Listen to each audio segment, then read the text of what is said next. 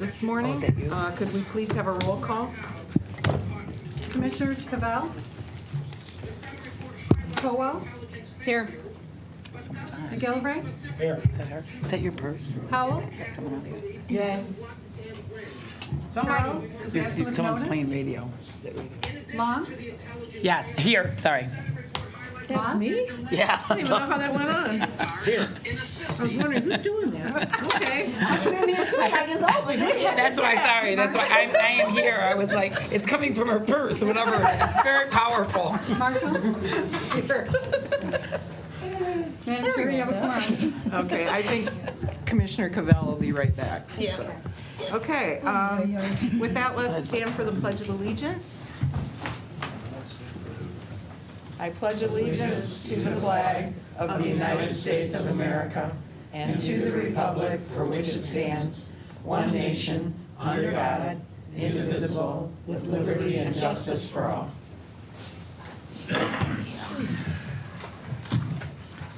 Commissioner Cavell has arrived. Okay, Yes, people. I need a motion to approve the minutes from the previous meeting. Is that one better not? Commissioner Colwell, supported by Commissioner McGillivray. All in favor of approving the minutes, say aye. Aye. Opposed, say nay. Minutes are approved. I need a motion to approve the agenda for today. Commissioner Long, supported by Commissioner McGillivray. Any additions or deletions from the agenda?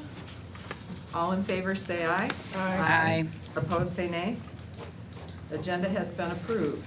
At this time, we open the meeting for public comment. Is there anyone with us today that would care to comment from the public? Seeing no one, I will close public comment and we will move on to communications. I need a motion to receive and file the communications for today. Commissioner Powell, supported by Commissioner Long. Any comments or discussion on the communications? Seeing none, do we just do a voice vote? All in favor of receiving and filing the communications, please say aye. Aye. Opposed, say nay.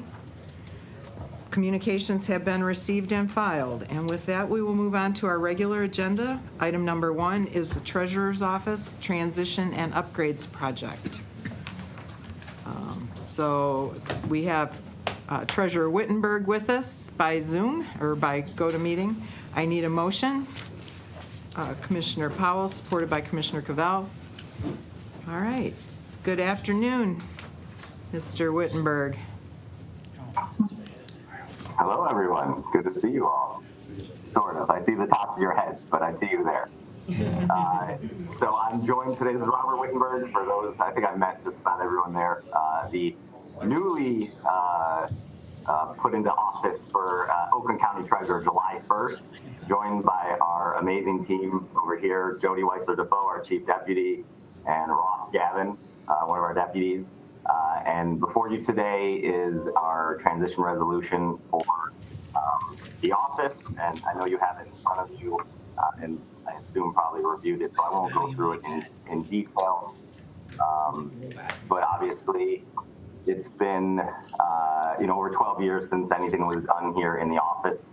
You can see behind us, the three of us were a demolition team and actually started to pull off some of the wallpaper that was here. So the actual cost that's in front of you would be the very highest, and we're going to look to save costs along the way as well. But just obviously wanted to put this in front of you. I think as a leader, I look at myself as very collaborative and like to solicit input from everyone. And I think we need a more collaborative workspace here within this office. So, having a conference table and chairs. There's also a lot of things that aren't quite up to county standards, and we worked with facilities management, Whitney there, who did a great job. And so everything we're doing is through contractors that are approved by the county.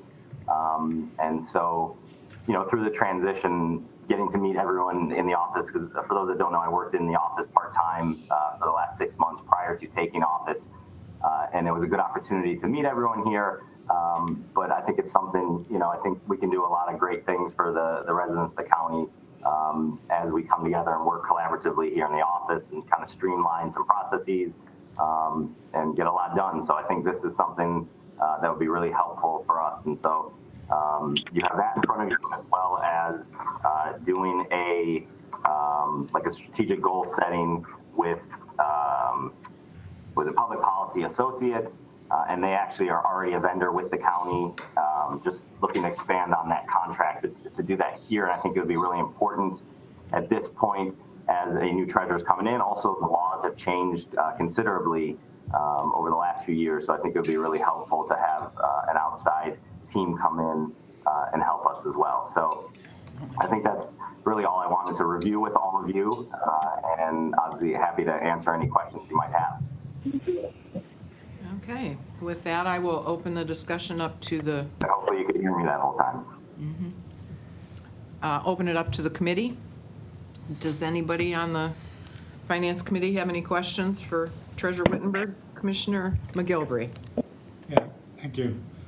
Just a question, the 38,000, is that coming out of contingency or is that above contingency?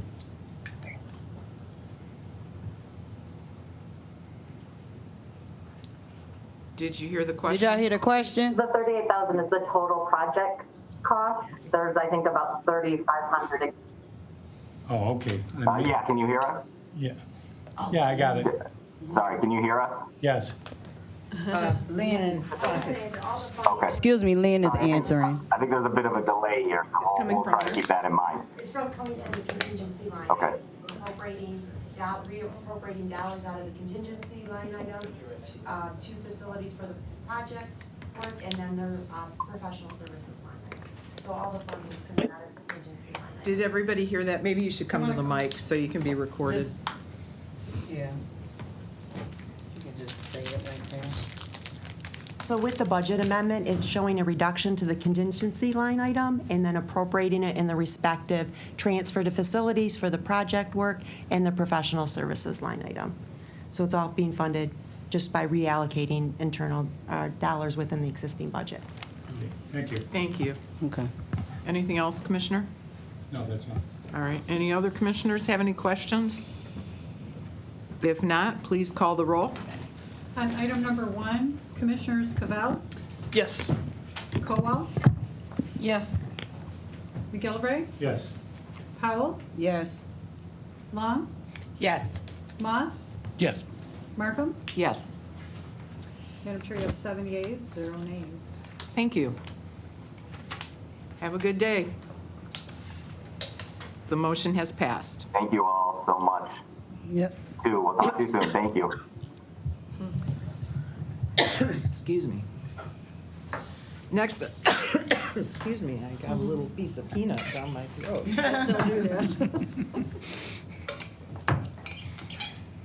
I apologize.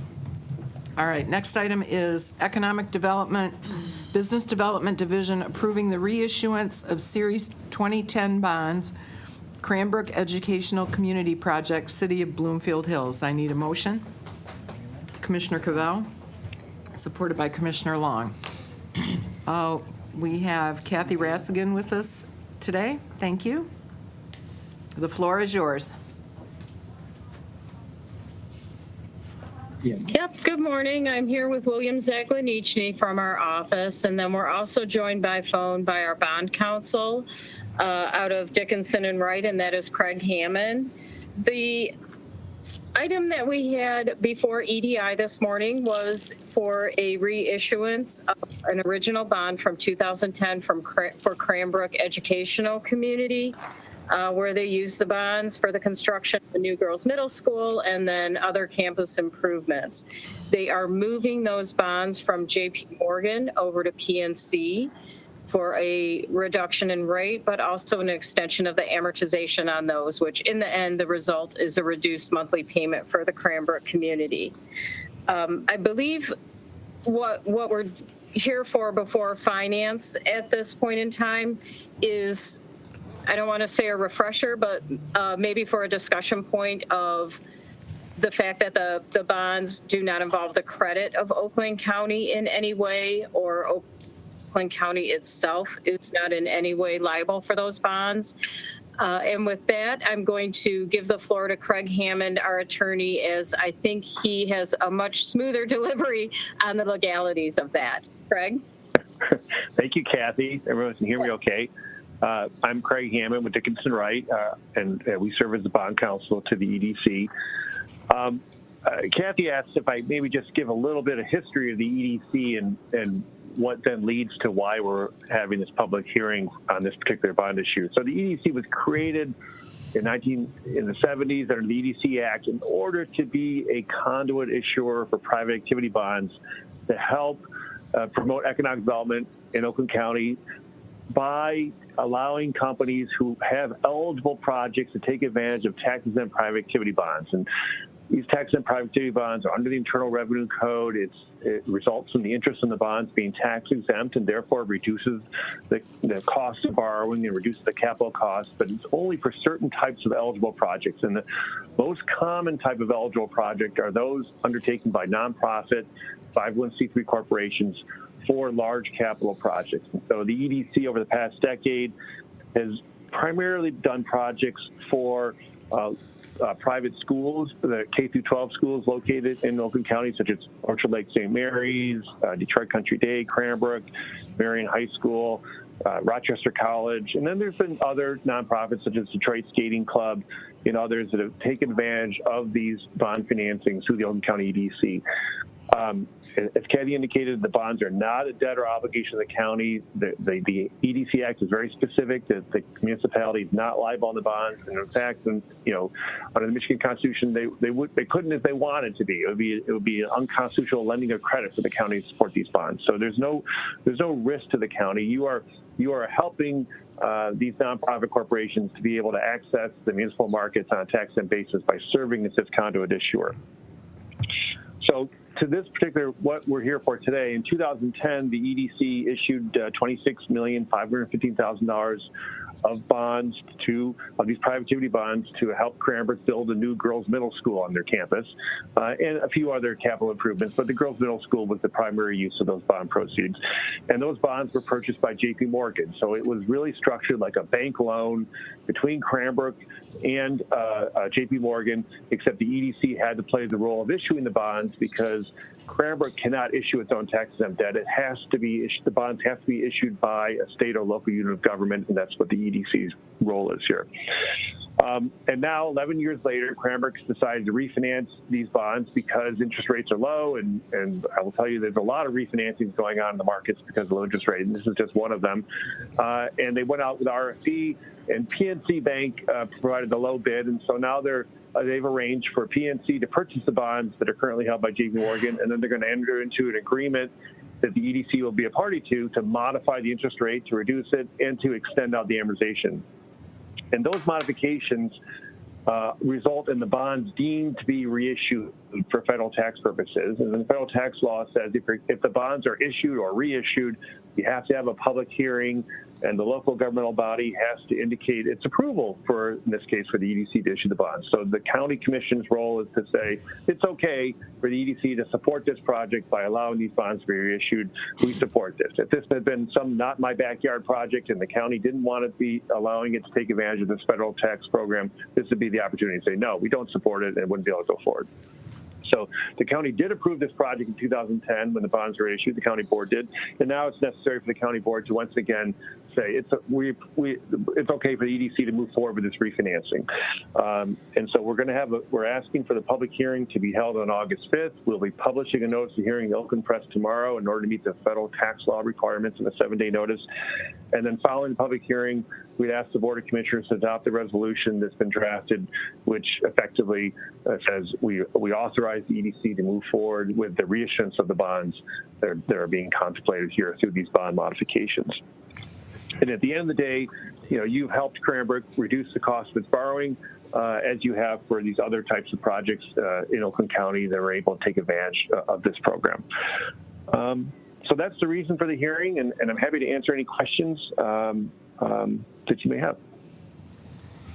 Thank you very much. I will open up to the commission at this time if anybody has any questions. Commissioner Moss. Thank you, Madam Chair. Actually, I don't have a question. It's in the interest of full disclosure. My daughter teaches at Cranbrook, not at the middle school, but the upper school. So I think that's a little too attenuated to really be any question of conflict of interest. So I'm not going to recuse myself, but I believe in full disclosure.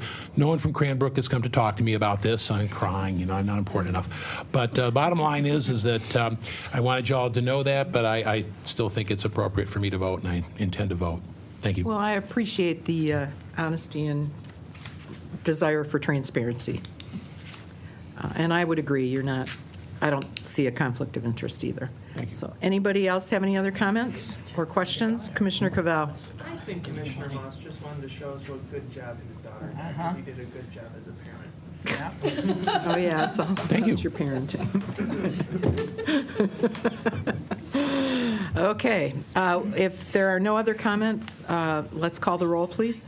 On item number 2, Commissioners McGillivray, Yes. Powell, Yes. Charles, Yes. Long, Yes. Moss, Yes. Cavell, Yes. Colwell, Yes. Markham. Yes. Madam Chair, you have 8 yeas, 0 nays. Excellent. Thank you very much. And with that, we will move on to item number 3. Facilities management approval and acceptance of the purchase agreement to sell county-owned property on Brown Road. We decided to table this in economic development. Oh, so that means, So I believe that it comes off this agenda. I do not believe we I didn't tabled realize this one. This was Brown Road purchase amendment. Oh, okay. I'm sorry. I misspoke. okay. Okay, so we can go ahead. Facilities management approval and acceptance of purchase agreement to sell county-owned property on Brown Road, amendment number 1. Mr. Zakos is here. Commissioner McGillivray will make the motion. Commissioner Cavell supports it.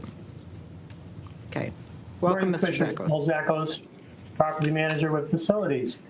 We're looking to get an amendment to the purchase agreement approved. I'll give you, go back a little background. The purchase agreement originally was sent through purchasing. The highest bidder was General Development, and that purchase agreement was signed on March 25th of this year. That purchase agreement allowed the developer to do their due diligence. They had 90 days, and then they extended it another 30 days. So we're at the end of this due diligence. This is where they came up with all of their costs, and some of the costs, they said, were beyond their expectations, and they asked for a reduction in the price. It's pretty common for that to happen in commercial real estate. We kind of expected that that might happen. They asked for a reduction to $3,565,000. We negotiated that to $3,700,000, and if that purchase, this amendment is approved, then the developer, we expect that this would close later this year, probably October, November. There's a waive, they're waiving all of their conditions except for one, which is an easement that they're working out with the road commission, and we expect that to be worked out. We don't have a time frame because we can't tell when the road commission will have that, and that's being done directly with the developer and the road commission. So once that easement, he has that easement in place, or the General Development has that easement in place, then we would set up a closing and this deal would be done. We're looking forward to this deal being done for sure. If there's any questions? Okay, I'll open it up to the commission at this time. Does anybody have any questions? Commissioner McGillivray. Just a question of either Paul or Jody. Refresh my memory. I thought this property was sold once already. Evidently, it was not. Is that my understanding? We had a purchase agreement we came for approval to the board for approval of the purchase agreement. And With general development or with somebody else? no, with general development. We have not had a purchase agreement with somebody else. All right. Thank you. Thank you, Commissioner. Anyone else? All right, let's call the roll, please, then. On item number 3, Commissioners Powell, Yes. Charles, Yes. Long, Yes. Moss, Yes. Cavell, Yes. Colwell, Yes. McGillivray, Yes. Markham. Yes, Madam Chair, you have 8 yeas, 0 nays. thank you. Thank Motion you. carries. Thank you very much. Next item is Health and Human Services Health Division Fiscal Year 2022 Local Health Department Comprehensive Agreement Grant Application. I need a motion. Commissioner Charles, followed by Commissioner Kowal. Good afternoon. Leanne? Good afternoon. Hi, yes. So the request in front of you is to accept our comprehensive agreement. We also call it sometimes the CPPC. This is our largest funding source here for the Health Division around our mandated programs, or most of our mandated programs. And so this year, we are receiving a little over $11 million. Part of that is just over $600,000 that we contract with OLSA to deliver WIC in other areas. For the positions, this grant will support 62 special revenue positions, 2 reclassifications, and also 2 special revenue positions which are currently vacant will be deleted, and that's just due to funding reduction. There is a difference. Obviously, last year we received a significant amount of COVID funding that's included as part of this grant. So that's why you see a significant reduction. However, last week we were notified that we will be receiving additional COVID funding. And so we will be bringing that back to the board in the near future, hopefully next month. Thank you, Ms. Stafford. Does anybody have any questions on this one? Seeing none, please call the roll. On item number 4, Commissioners Charles, Yes. Long, Yes. Moss, Yes. Cavell, Yes. Colwell, Yes. McGillivray, Yes. Powell, Yes. Markham. Yes, Madam Chair, you have 8 yeas, 0 nays. thank you. Motion carries. Next item is item number 5, Health and Human Services Health Division again, Nurse Education, Practice, Quality, and Retention, Registered Nurses in Primary Care Grant Acceptance. Motion from Commissioner Long, supported by Commissioner Charles. Good afternoon again. Okay, so this grant is a continuation grant. So this is our 4th year that we have received this money. And so this is about a little over $75,000. And this program is really amazing because we take BSN students and we immerse them in the public health field. And so they see the clinic, they see the community. And so they are out with nurses really understanding what public health is all about. And so this has actually led to us hiring nurses directly from the program once they have graduated. And so what we do is we take 3 senior staff public health nurses, and they are considered, kind of overseeing everything that they do and actually, work them through all the process. And so, again, this is the last year of this, hoping we'll continue it with another contract moving forward, but a great program. Excellent. Does anybody have any questions about this item? If not, please call the roll. On item number 5, Commissioners Long, Yes. Moss, Yes. Cavell, Yes. Colwell, Yes. McGillivray, Yes. Powell, Yes. Charles, Yes. Markham. Yes. Madam Chair, you have 8 yeas, 0 nays. Motion carries. Thank you very much. Thank you. Thanks. Have a great day. Oh, this thing. Next up, we have item number 6, Parks and Recreation Commission COVID-19 Pandemic Accounts Receivable Write-Off with Fuller Oak Management LLC for Addison Oaks Conference Center and Glen Oaks Conference Center and Grill Room. Motion by Commissioner McGilvery, supported by Commissioner Charles. All right. And we have with us Sue Wells and Phil Castonia. Nice. Can't hear you, Sue.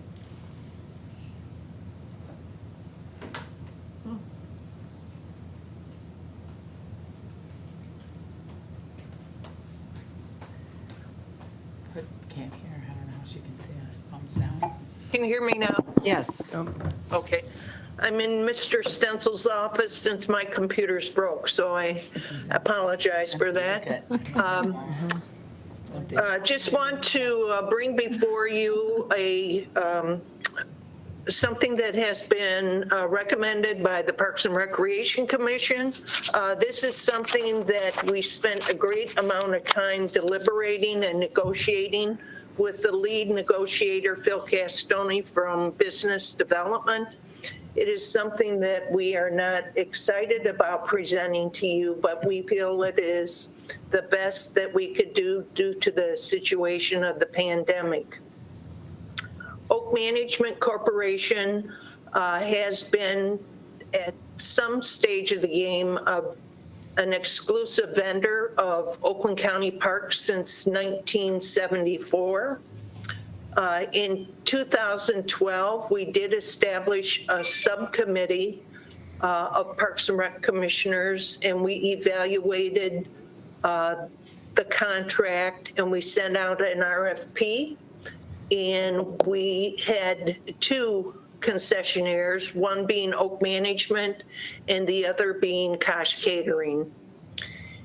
In 2016, we did a couple more RFPs, and Oak Management became the exclusive concessionaire for the banquet facilities at Addison Oaks and Glen Oaks, and Catherine's Cater became the concessionaire for Lion Oaks, and park staff is operating White Lake Oaks. Park staff also operate the concessions at the water parks as well as the grill rooms. Since COVID hit, as you well know, the executive orders drastically hit conference centers in Southeast Michigan. Oak Management has always been a partner with us and worked with park staff through this since they had several reservations. They did refund their clients if they did not could not accommodate, which is something unique to the industry, or they did move their date.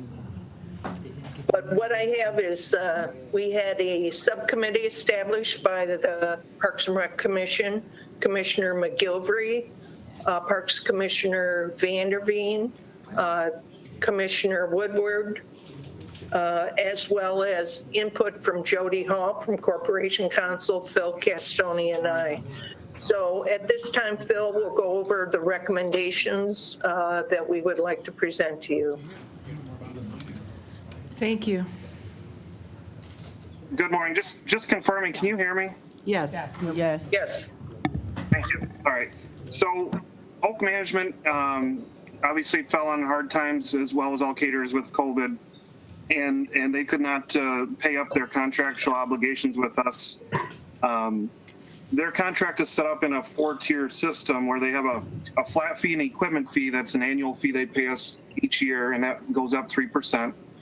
They have a food and beverage fee, which is a sale on their commissions if they've reached a minimum number. And then they have utilities, where utilities rates are better off when they're in our name. So we've historically paid the utilities, and then we invoice Oak Management, and then they would pay us back. With COVID, they did not continue to pay all their obligations. So we had been negotiating through that committee on a resolution, and the contract does have a clause in there with the pandemic that we can forgive a part of the contractually owed amount. So through that negotiation, we did come to a resolution. The largest and our biggest concern were the utilities, and they are going to be paying 100% of those back owed utilities. That current amount is $106,868.04, which will bring them current through the end of June. Once this amendment is executed, the utilities will be moved into Oak Management's name, so we will not have future liabilities if this were to cause an issue again. And then the other two points are a $50,000 flat payment towards the fiscal year 2020 past due, and then a $30,000 past payment towards the past due for 2021. So as mentioned, this is not an ideal situation. This is not something any of us are happy with, but in months of negotiations, this is really the best we could do. I wish it was more, but it is a fair settlement considering all the numbers and sales that Oak Management has had and what COVID has done to the business. Okay, I'm thank you. open for any questions or clarifications. All right, well, I will open it up to the commission at this time. Commissioner Moss? Good morning. I know, is it? Yeah, I guess it's still morning for another minute and a half. Okay, so how much is the total loss we're going to take on this? I would have to add it up. It's about just under 100,000 for fiscal year 2020, and about 119,000 for fiscal year 2021. It's about 219,000 total, right? Total loss? Mm-hmm. Correct. Correct. Okay. That seems like a lot of money. How come that's the best we can do? They've been closed for so long, they don't have the revenue. I mean, they did get some PPP money that they were using to pay a portion of their staff, I believe is their full-time staff.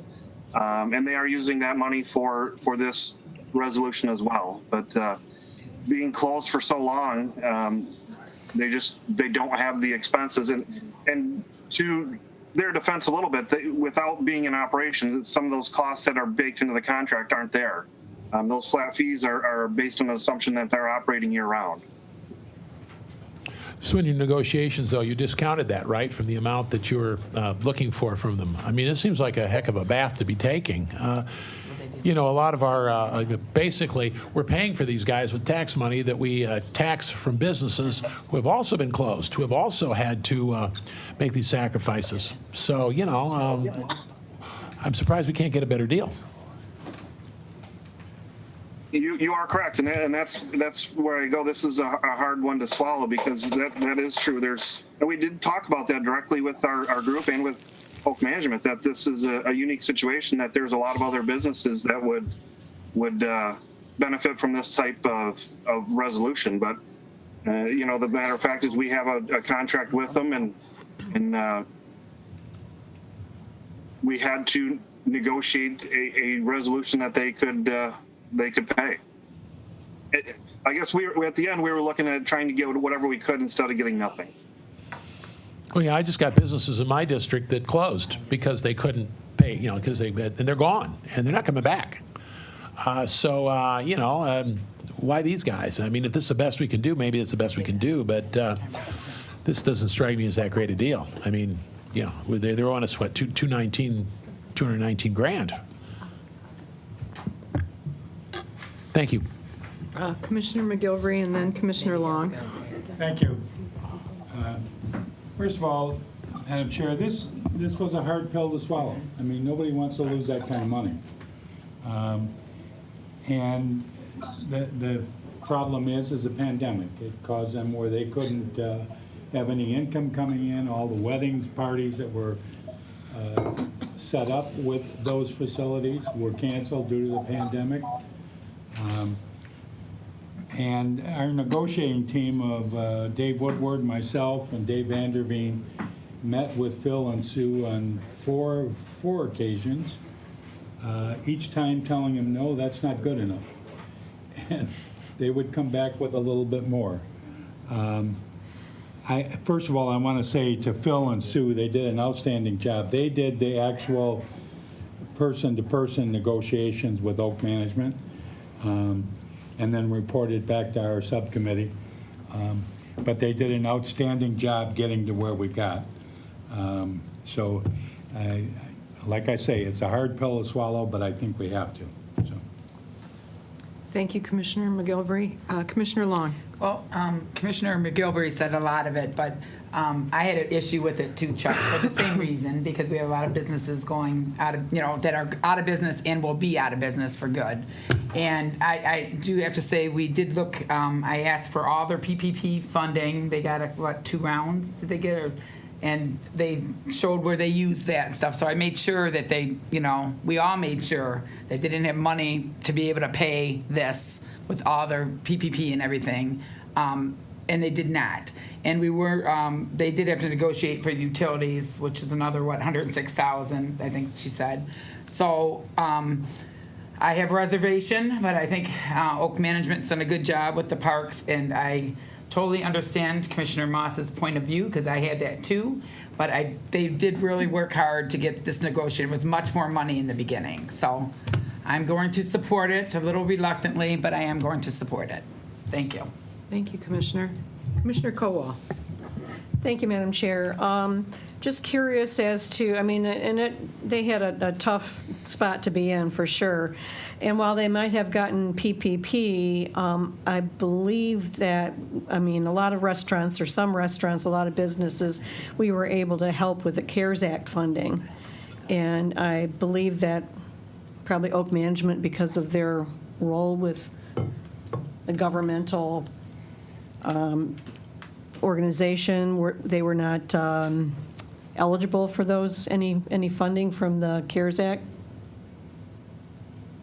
It's my understanding they did not receive any CARES Act money because they were not eligible. Yeah, we tried. So there's that, yep. I think they did a great job trying to stay afloat in unfortunate circumstances. Thank you. Thank you, Commissioner. We tried to get that. Anyone else? Okay, if there's no other comments or questions, let's go ahead and call the roll on item number 6. Okay, Commissioners Moss, No. Cavell, Yes.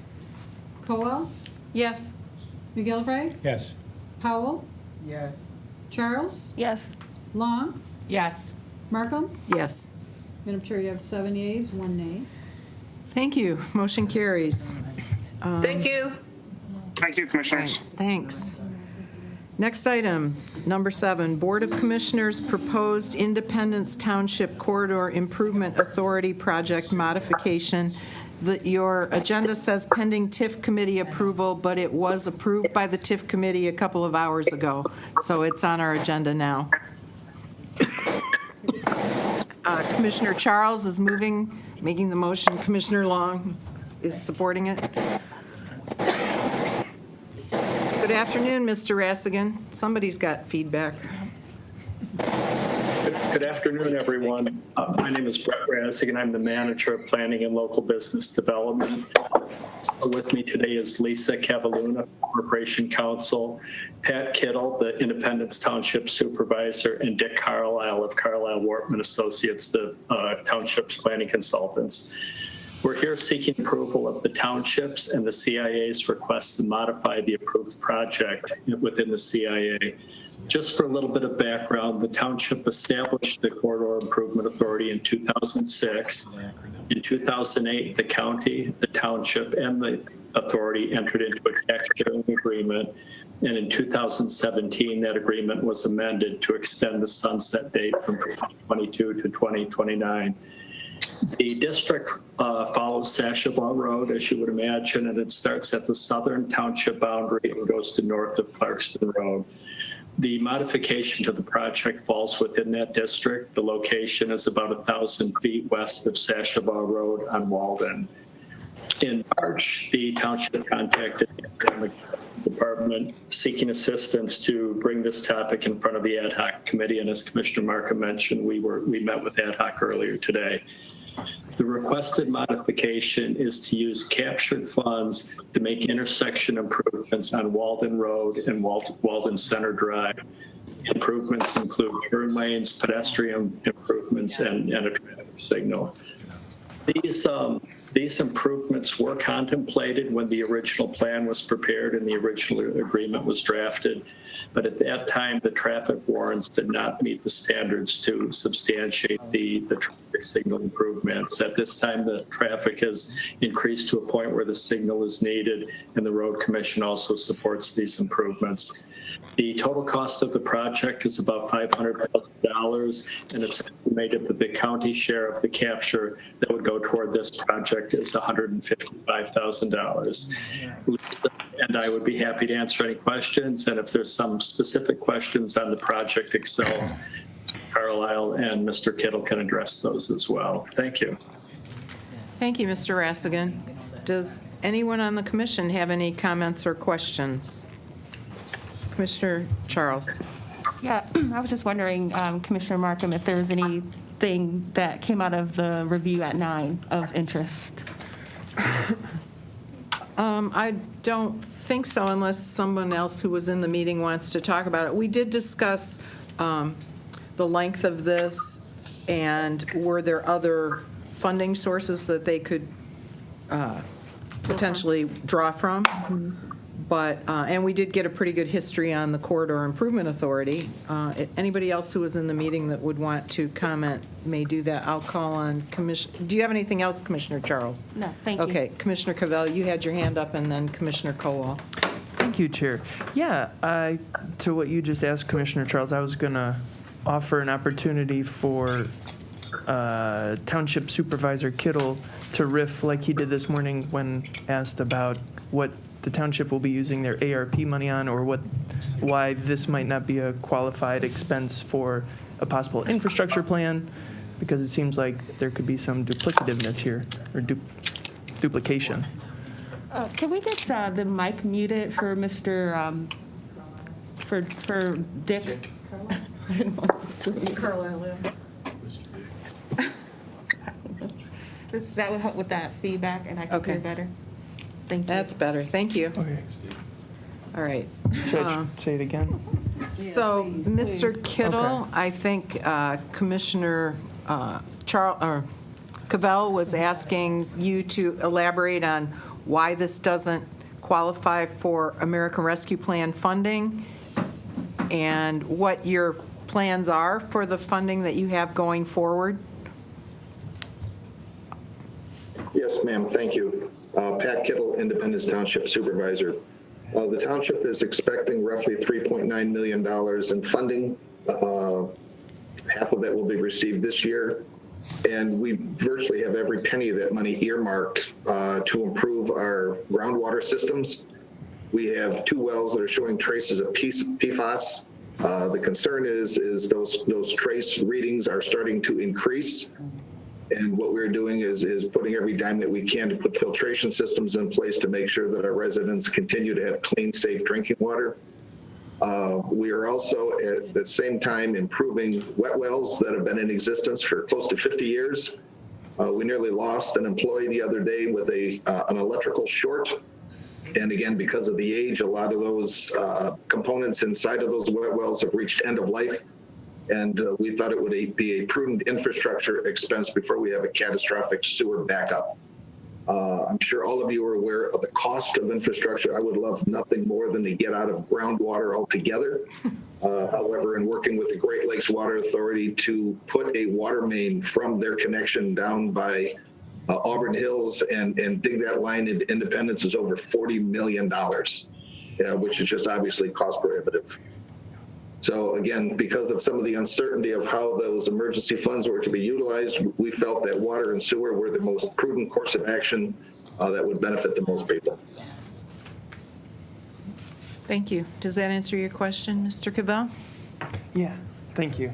Okay. Commissioner Kowal.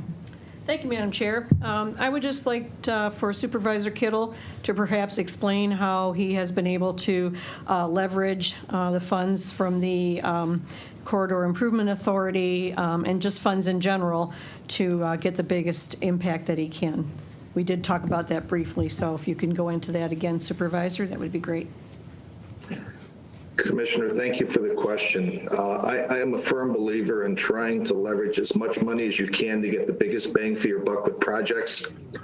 We've been fortunate with our corridor authority so that we've been able to work with the Road Commission, MDOT, McLaren Hospital to make our initial plan even better, with this co-funding model.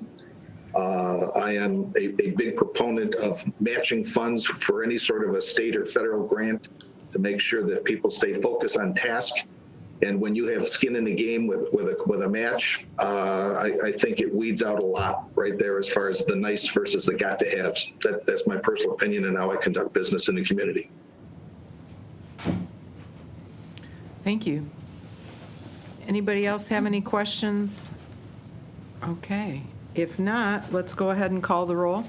On item number 7, Commissioners Cavell, Yes. Colwell, Yes. McGillivray, Yes. Powell, Yes. Charles, Yes. Long, Yes. Moss, Yes. Markham. Yes. Madam Chair, you have 8 yeas, 0 nays. Thank you. Motion carries. Thank you, everyone. Thank you. Thank you for your support. Gentlemen. Good luck in retirement, Mr. Kittle. I'll let you know how it goes, but That's right. Good luck. I think it's going to be pretty good. Yeah. Okay, next Thanks, item on the agenda is the county executive transfer of Office of Public Communications Division and reorganization of positions. I need a motion. Commissioner Cavell, supported by Commissioner Charles. Good afternoon.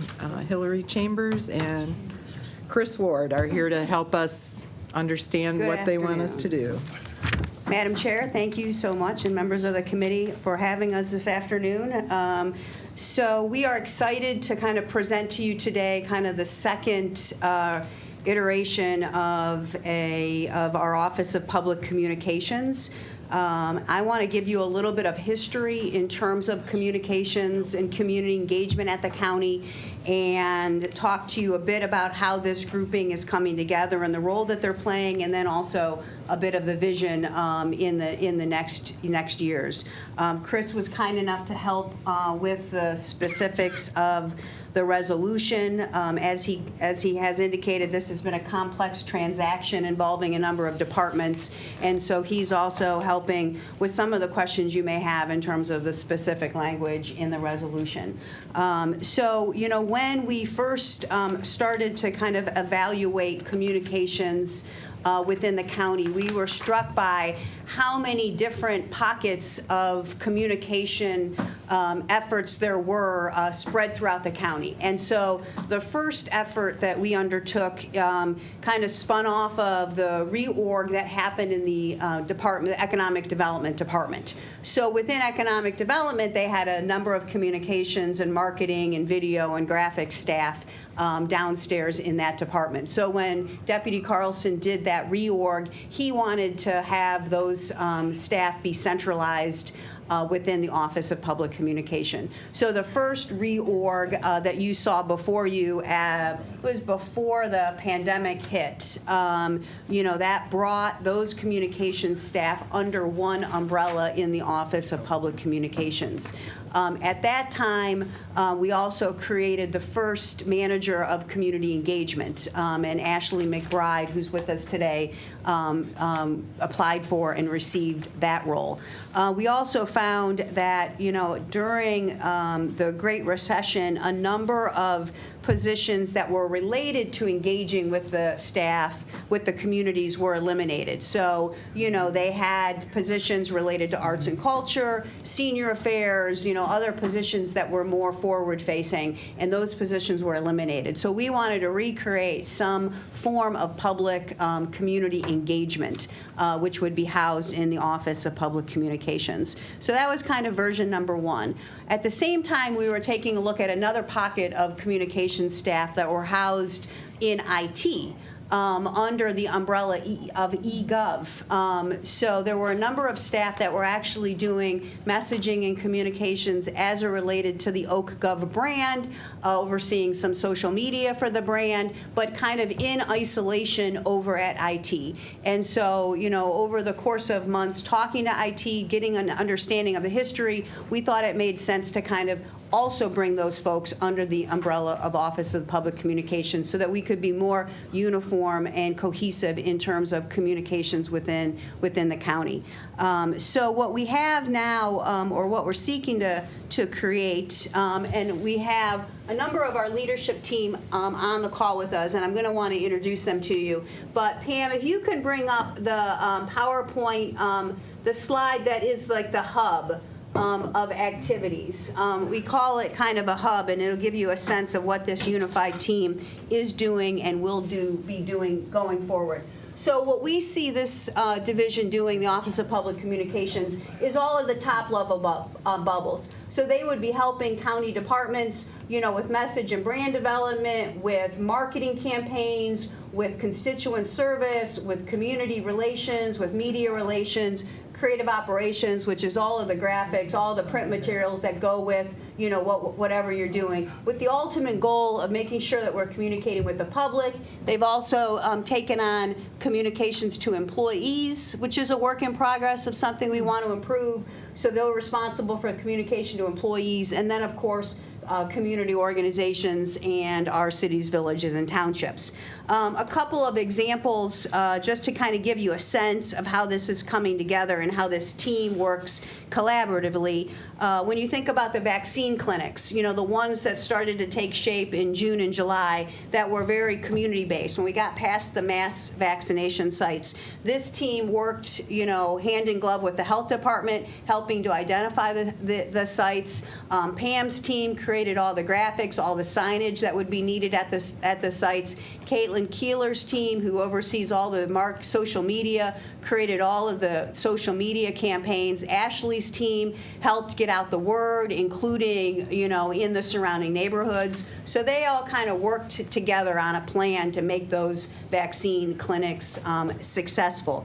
The March Remembrance that we did when we came to the 1-year anniversary of our first case, this was a team of staff that came up with the idea of the remembrance, who did all the research, who reached out to Glenlore, who priced it out, who Kathy Gray, our award-winning journalist, wrote all the materials for the website. They worked on the mapping and all of the work around that type of remembrance in hand in glove with the Parks Commission as well. They'd be the team that does all of the videos for the county, the sheriff's annual report. I mean, this is not just a team of folks that focused on executive departments. They're there to help all of the other independent office holders. They've been working with the treasurer on his transition on the board and establishing their YouTube channel, with the prosecutor on her first 100-day video. They're available to serve all the county departments. They convene a weekly meeting of any entity within the county doing community engagement or public outreach. So Ashley brings together, whether it's housing or Veterans Affairs or health, everybody that's doing kind of forward-facing so that we all understand what we're trying to share with the public and we can support each other's efforts. And then Caitlin does the same on the communications side, where she brings together all the social media and all the communications folks so they know what's coming and everyone can share information. So it's really becoming a strong, cohesive team. We've been anxious to kind of bring you this resolution and to formalize this working arrangement. It's been, quite frankly, delayed because of the pandemic, and so we've been working on the fine details of it and wanted to get it to you this month so that we can incorporate it into the budget going forward. I want to talk a little bit about the move to emergency management, because we've thought a lot about that as well. The county executive felt strongly about this new office and this team of folks having some autonomy. I think too often when you think of community engagement or communications, it seems like it's a reflection of that elected official, and he wanted to make sure that the autonomy that they would have would make everyone comfortable using their expertise and their services. And so we wanted to kind of have it housed in an area that would allow for that. Also, we learned during the pandemic about the close relationship between emergency management and this team as it relates to keeping the public informed. Indeed, this weekend, when we had the tornado in White Lake Township, we had Kevin, who's the PIO for emergency management, in constant touch with Pam and Kathy Gray, who was involved with the media, and Caitlin in terms of how to keep the public informed about what was going on in that storm. So they're already kind of working together. It's also a small department who is well led by Tom Hardesty. Most of you think of Tom in terms of his role in emergency management, but as we saw during the pandemic, we really relied on Tom's expertise in terms of CARES Act and in terms of the accountability, and we have full confidence in Tom's ability to kind of shepherd the budgeting and the oversight of this grouping going forward. So that's kind of the vision for this group. I do want to make sure that you know who we're talking about. So Pam, can you drop that? Okay, that's good. Keep it here. This is just kind of to give you a sense of organization. So you have strategic communications where Kathy Gray is. Kathy joined us, as you know, after a career with the Free Press and the New York Times. And then Bill Mullen, who is he's out this week, or he would be with us, as our public information officer. You can't find anyone with better relationships with the local media than Bill. And then Pam, who I know you probably have worked with over the years in terms of her graphic ability, but now we're really relying on her leadership skills as well in terms of designing the brand and keeping us, kind of with a cohesive message. She oversees a team of both the video and the graphics folks. And then Caitlin Keeler, who will oversee the team of all of the marketing and social media folks, and then community engagement with Ashley McBride. We have a team of 3 people. They had previously been on contract, so this would bring them into the county system. And if we go to the next chart, we've been operating on this really since the beginning of the pandemic. These are their geographic areas that they're responsible for, being the liaison with. So Ashley is orange. She liaisons with those communities. Marcus Pearson is green. He's been liaisoning with the pandemic. He joined us right before COVID hit. And then the blue areas had previously been represented by Mike McCready, who went to be the Economic Development Director at Novi, and is now represented by Carolyn Krause, who joined us most recently. So they have responsibilities for these communities, working with the other county departments. They also have other responsibilities, whether they be constituency, ethnic communities, seniors, nonprofit organizations, those types of things as well. So they're responsible for getting rooted in these areas.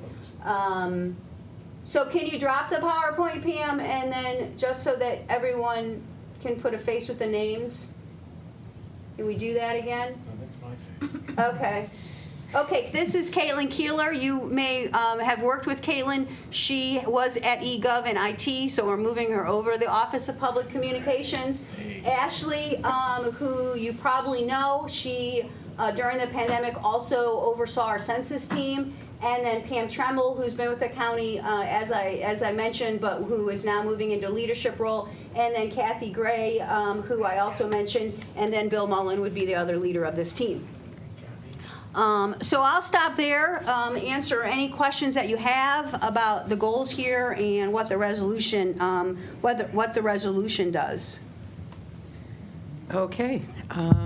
With that, I'll open it up to the commission. We'll start with Commissioner Charles, followed by Commissioner Cavell, and then Commissioner Moss. Thank you, Madam Chair. First of all, Ms. Chambers, I already missed the dog. That was a highlight of being on Zoom. But you had an organizational chart up, and there were a couple of boxes at the bottom that I couldn't quite read the text. If you wouldn't mind just highlighting what that was. Yeah. Pam, you want to bring that back up?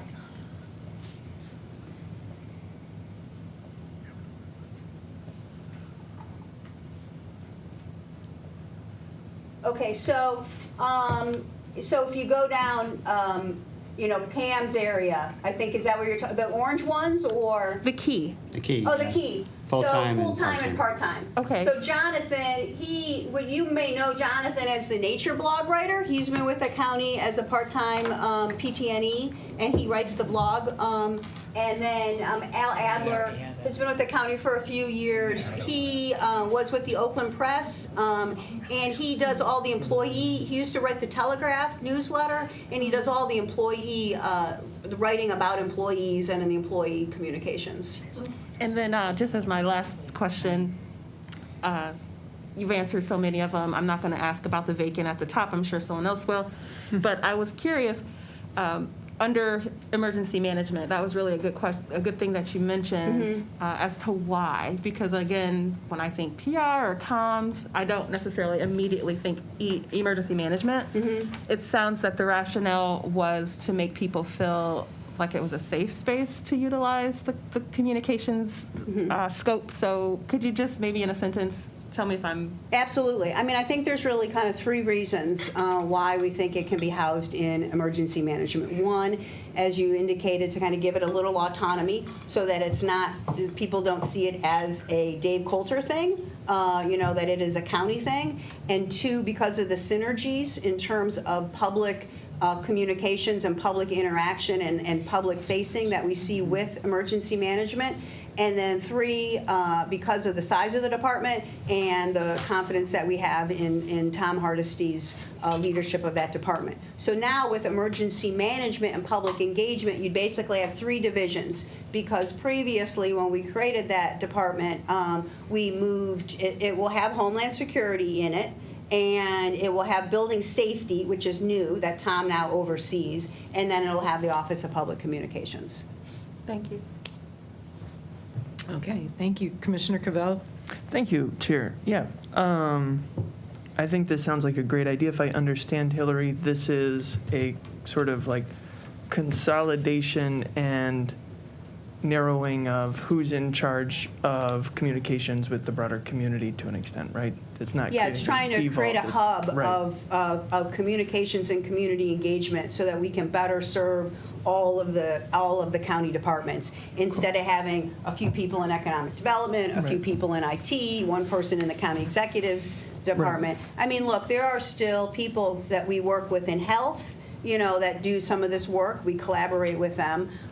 So it's not everybody, but it is a hub of people that can do this work. Okay, so understanding that, I like that, and that sounds great. I do have a couple of questions, though, about the ARP money that is in the resolution. So there's $373,000 a year for ARP to fund this. There is also a clause in the resolution about sunsetting those positions that are funded through ARP, which is 8 positions. What's going to happen after we are done using the ARP money? Right. So a couple of things. One, we feel that it's important as it relates to the ARP money that we leverage it for the uses that are appropriate under the guidelines as it relates to county operations. And these are clearly acceptable uses of ARP. We found during CARES Act that, we really needed these community engagement people and also the communications people to be available to inform the public and inform community organizations about CARES Act, and we expect the same for ARP.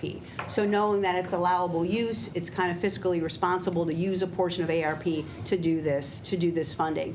But as everybody knows, and you all are about to embark on your budget hearings after we finish this consideration, and when it looks to the future, everybody's going to be required to balance out their needs. And so if this is something that is demonstrating that it is important to the county, it'll be our responsibility to find offsetting ways to pay for it. And so under the procedures of the board, when you have a position that isn't paid for, you have to sunset it, which is why those positions sunset.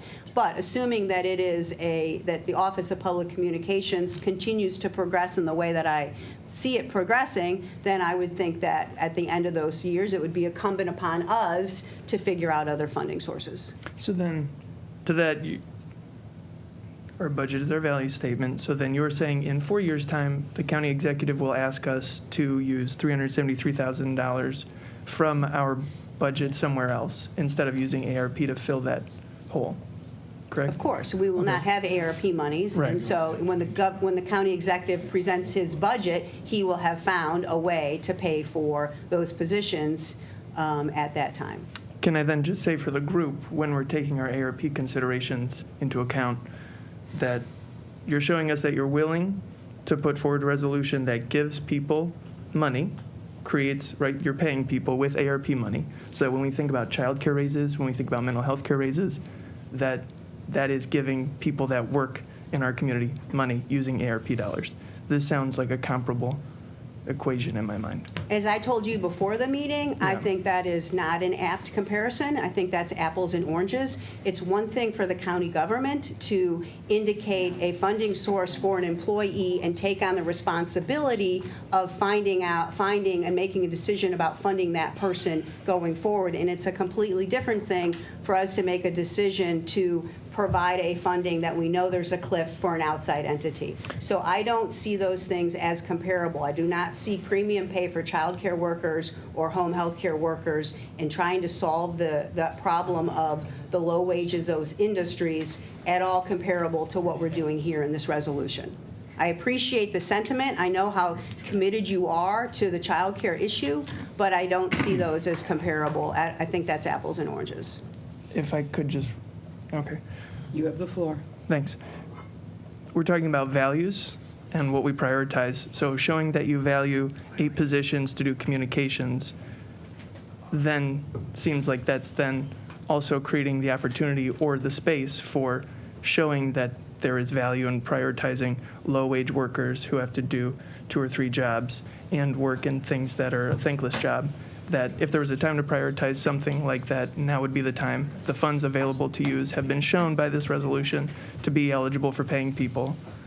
Just want to say that. Again, I very much appreciate your values. I think this board shared and showed it their values just a few weeks ago when you approved $27 million to go to help families with childcare and to go to help nonprofits and other entities with mental health concerns. So you already spoke, I think, loudly in terms of the acute needs and the ARP spending to the tune of $27 million. So I know there's an ongoing conversation, but again, I just think that those two things cannot be compared to one another. But I appreciate your statement. I can add, Commissioner, I think some of this also reflects and Hillary touched on this, the increased capacity of workload that has come along with responding to the pandemic. Of course, the expenditure of the CARES Act dollars, as commissioners who were in office last term, just the sheer capacity of programs and work that we all undertook together. Somebody has to take charge of communicating that well to the public and public health orders, et cetera. And now we have another new iteration of that with more federal money coming our way. So, I think several of these positions have been filled on a contractual basis because the need existed, and it has now been confirmed that the need will continue to exist, and it makes sense to bring these people into the county system. Okay, who did I say was next? Commissioner Moss, sorry. Thank you, Ms. Chambers. It's an excellent presentation. Thank you. Thank you. All right. And by the way, I want to say hi to Kathy Gray. It's good to see you. Now that you're working for the county executive and not the Detroit News, I won't make any complaints about the Free Press comics. Old joke, yes. You really did yell at me and say, don't do that anymore, and so I promise I won't. So anyway, my questions for the emergency management, Commissioner Charles asked and answered. It looks to me, and I think you said it, that what you're doing is basically centralizing everything.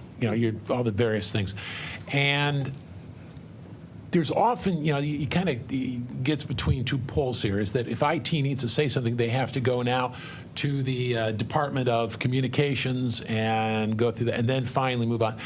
How can you maintain flexibility and the ability to respond, given a centralization, which can tend to get inflexible, as it were? Mm-hmm. Well, that's not been a problem at all. I mean, like I mentioned, if you Yet. think about the tornado example, right? They were working over the weekend hand in glove, on the same phone calls, on the same text chain. So I actually think it makes it easier because you have such a group of technical professional experts that they can really strengthen the efforts. Like after this meeting, they're going over to the animal shelter to kind of work with Bob and his team about how can we increase the dog owners buying their licenses. And so, you know what I mean? They can kind of, that's their job now to kind of, to work with the subject matter experts, but to give them the expertise in terms of, marketing timeline and all of the other things that go with it. So I don't, and I think the way that they've set up the weekly calls,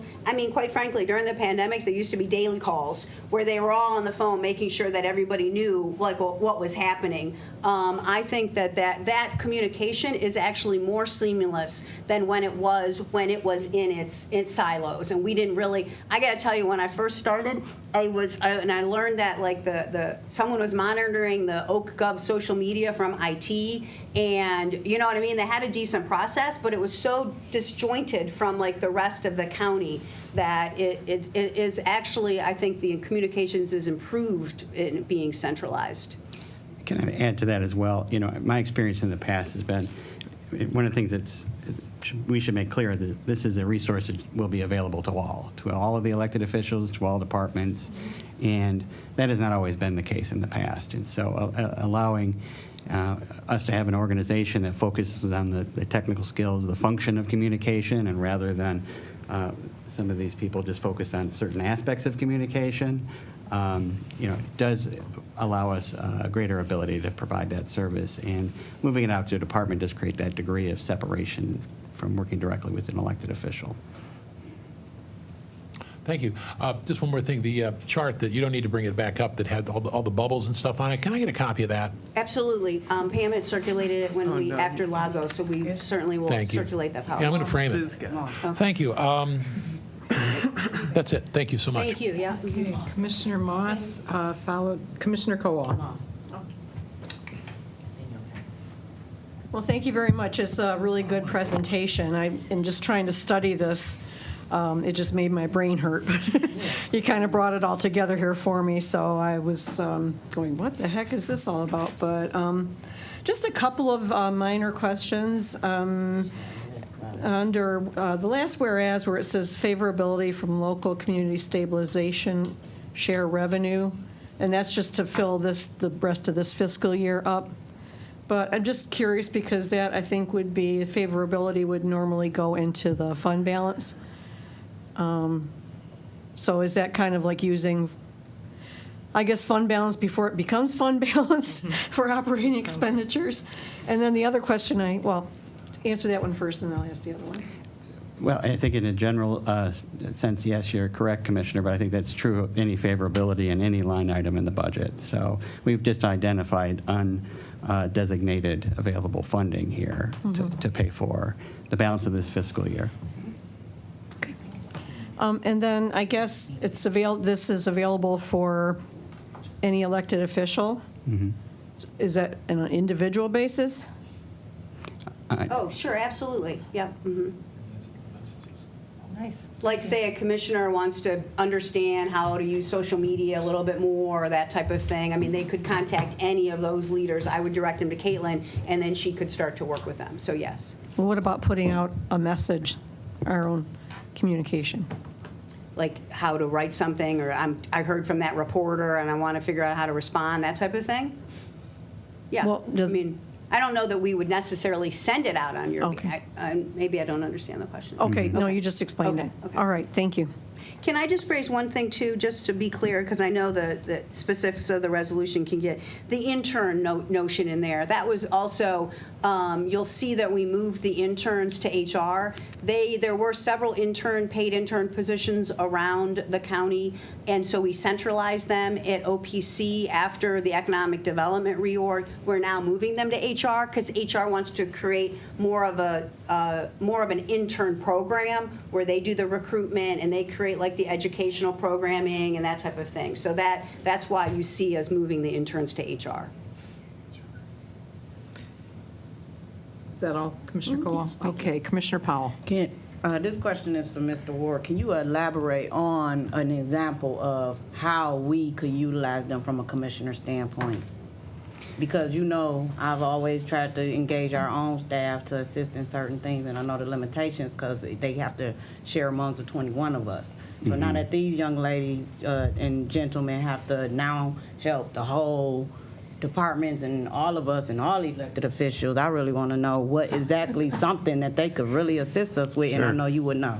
So can you break me down an example, Absolutely. please? Well, as you know, you've got a great team of communications staff here. Absolutely. But there are aspects of, executing on any, portion of the communications where you can go to an expert or somebody with a deeper level of knowledge or expertise. So, for instance, Caitlin and her team that work on social media, and they have been a resource in the past, but it's under that umbrella of the IT management system where we have to, fight for hours with other departments. And in the past, we were kind of directed to create our own. Whereas I think in this case, they'll be available, and I think they'll be available to assist the staff with how to execute, but I don't know that they're going to be, executing specifically for commissioners, but I think we have to work through that a little bit. Pam Tremble is known throughout the county as a tremendous graphic designer and writer. In the past, it hasn't been really clear that she was available to support our staff, and so the board staff, and so we've had to go out and get outside contractors. I think building this team will, create that resource there as well. There's a few examples. Okay. Thank you. Thank you, Commissioner Powell. Anybody else? Commissioner Cavell for a second time? I just want to say that doing some back of the envelope math real quick, $373,000 using this ARP money, not to belabor the point, at $2 an hour for a pay raise just for childcare, because there's multiple other things we could work I think that's out of on. order. We're talking about a reorg here, not ARP money, so. Thank you. Commissioner McGilvery's right. You've had a chance to make that point, and we are speaking specifically about a reorganization of a county department, and how we're spending the ARP money besides this is a different discussion. But I think it tracks because it's talking about values, because if we can spend ARP No, money on I'm 8 sorry, staff, I'm we sorry, can spend Mr. ARP Cavell, money. but I'm going to call you out of order, and I'm going to make my comments if nobody else has any. Okay. Thank you. Okay, one of my questions was about communicating with the BOC communications staff. So you don't really see this as replacing the BOC communications staff. You see it as working with our staff. Yeah, it's a team of professionals with expertise in certain areas that can supplement and assist the staff with carrying out the duties of assisting all of you. It's already happening. Like, I mean, the BOC communications team always participate in the weekly comms meetings so that everybody knows everything that's going on.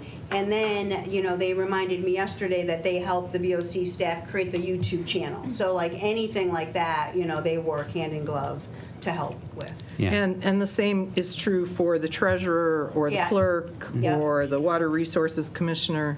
Absolutely. Coordinating across those elected positions as well. Okay. And what we hope to do, we wanted to wait until it was actually official, not as an informal group, but they're already kind of working on a packet that they will go around and meet with individual departments and other electeds to let them know, what services they provide and how to be in touch and that type of thing. Okay, so in general, I think it makes sense to consolidate all these people into one place and really share their skills. And,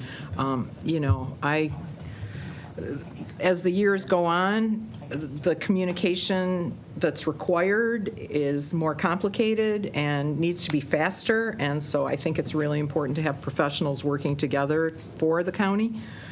So I support this for that. Could you talk a little bit about, I think as I understood it yesterday, I was trying to listen into the meeting, the whole idea where this has been in IT, and so every time a department wanted to talk to these folks, there were chargebacks through IT and all of that, which to me has always been super complicated to try to follow. Sure. So my expectation would be that we will see some benefit from that happening and better tracking of how we're using these folks. Can you comment on that at all, or can somebody? I could on comment that? from the experience of working through that system when I worked for all of you. IT is a proprietary fund, so it has to generate its own revenue in order to pay for itself. And one of the aspects of this is reducing the general fund subsidy of IT by transferring these positions out. So, that will be somewhat addressed by this. But, the staff there basically are almost, I don't want to say salespeople, but it's almost like that they have to justify every 5 minutes of their time.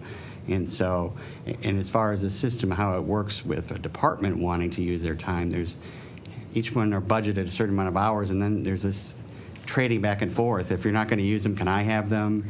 And so the concept here is to move away from that, not having them track every minute of their time and make them available to all.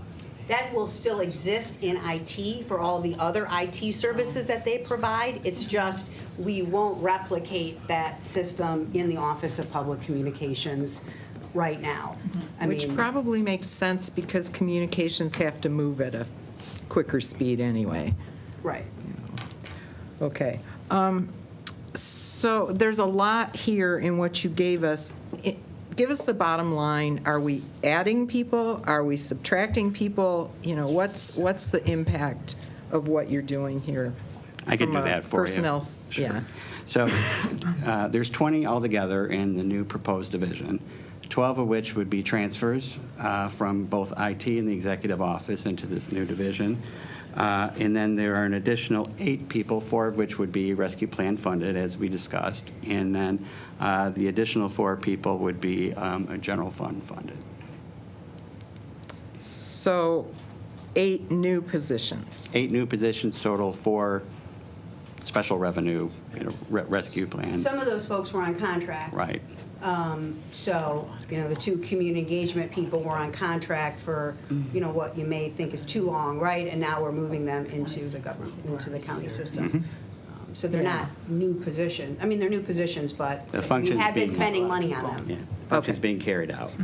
Right, so, yeah, the engagement person that served my community was a contract employee, and you just said got Marcus. brought on full-time. So, yeah, I don't like long contracts, 3, 4 Neither do years. they. Yeah, nobody likes that. So, okay. I think that was it. All right, thank you. Anybody else have any more questions or comments on this item before we vote? Okay, if not, let's go ahead and call the roll. On item number 8, Commissioners Cowell, Yes. McGillivray, Yes. Powell, No. Charles, Yes. Long, Yes. Moss, Yes. Cavell, No. Markham. Yes. Madam Chair, you have 5 yeas and 2 nays. Okay, motion carries. Thank you very much. All right. Is there any other business to come before the Finance Committee? We are going to do the budget hearings, besides the budget hearings. Okay. Can we take a 2-minute break between now and the budget hearings? We'll call it 5 because there's only 3 bathroom stalls in this whole building, so.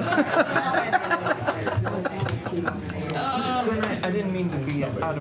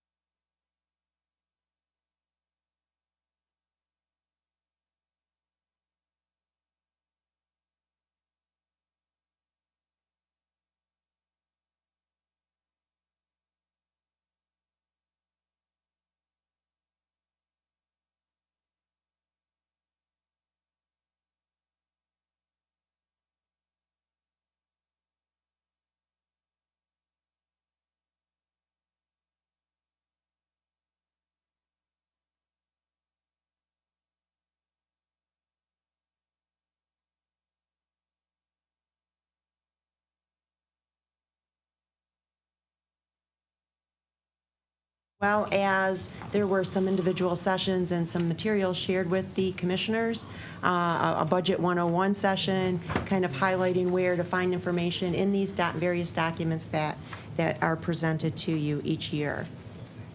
So with that, on 695 highlights the agenda that I'll be, of items that are included in this supplemental packet, including, we'll start off with the budget approach.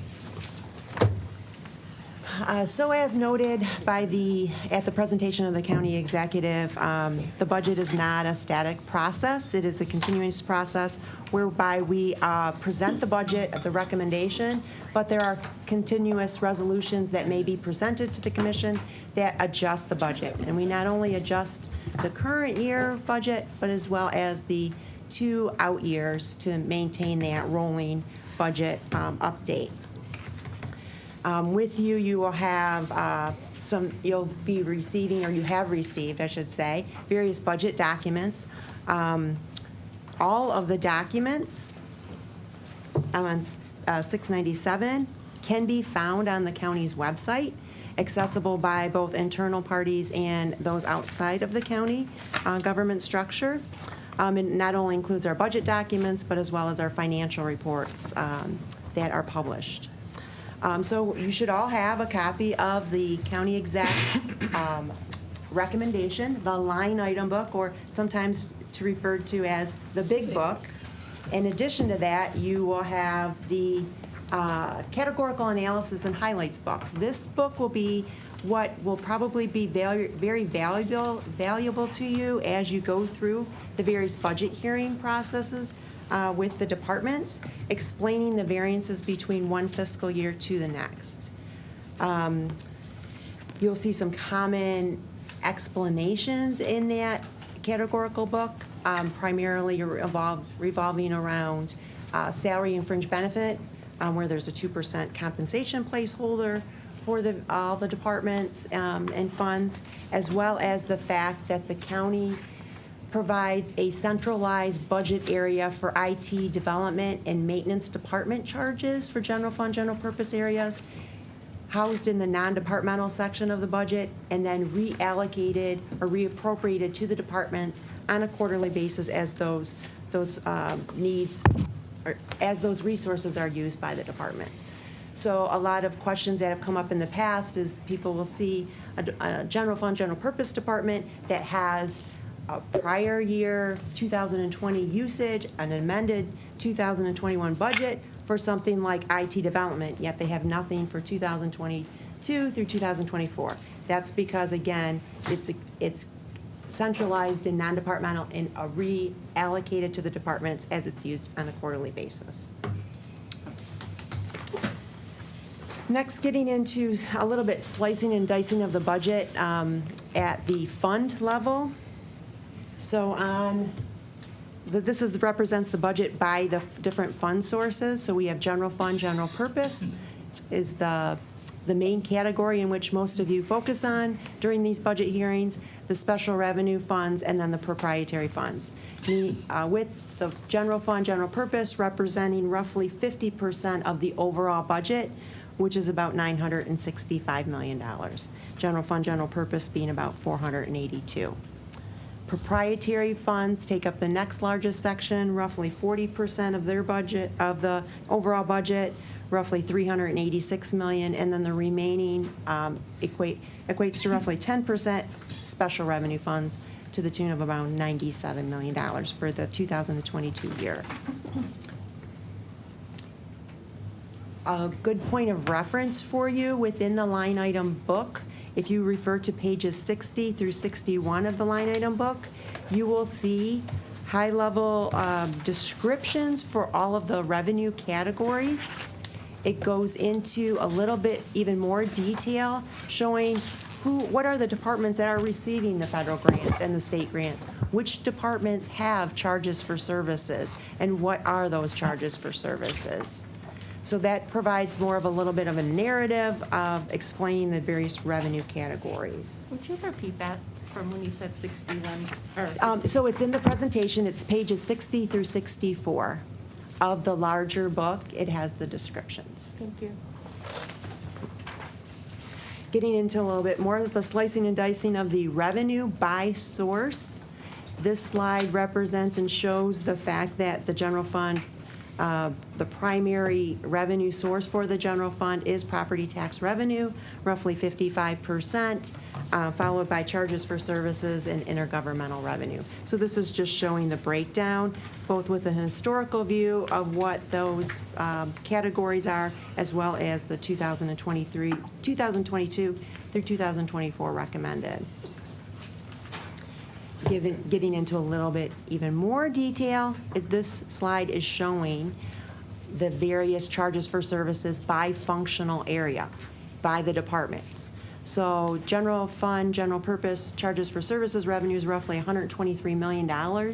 Roughly 54% of that comes from charges for services revenue within the law enforcement category, primarily for law enforcement contracts. So this will just give you some reference without having to page through the whole line item book to figure out who has what charges for services revenue. Quickly going on to budgetary control, the county's General Appropriation Act controls the budget within 3 categories: personnel, operating, and internal support. And on this slide, it represents, obviously personnel is salary and fringe benefit related. Operating would be any type of contractual obligations or supply, commodity type purchases. And internal support are services that departments receive from the various internal service funds for like IT, motor pool, facilities management, for maintaining the county campus. It's important to note that the county departments are responsible to manage their budget at the controllable category level.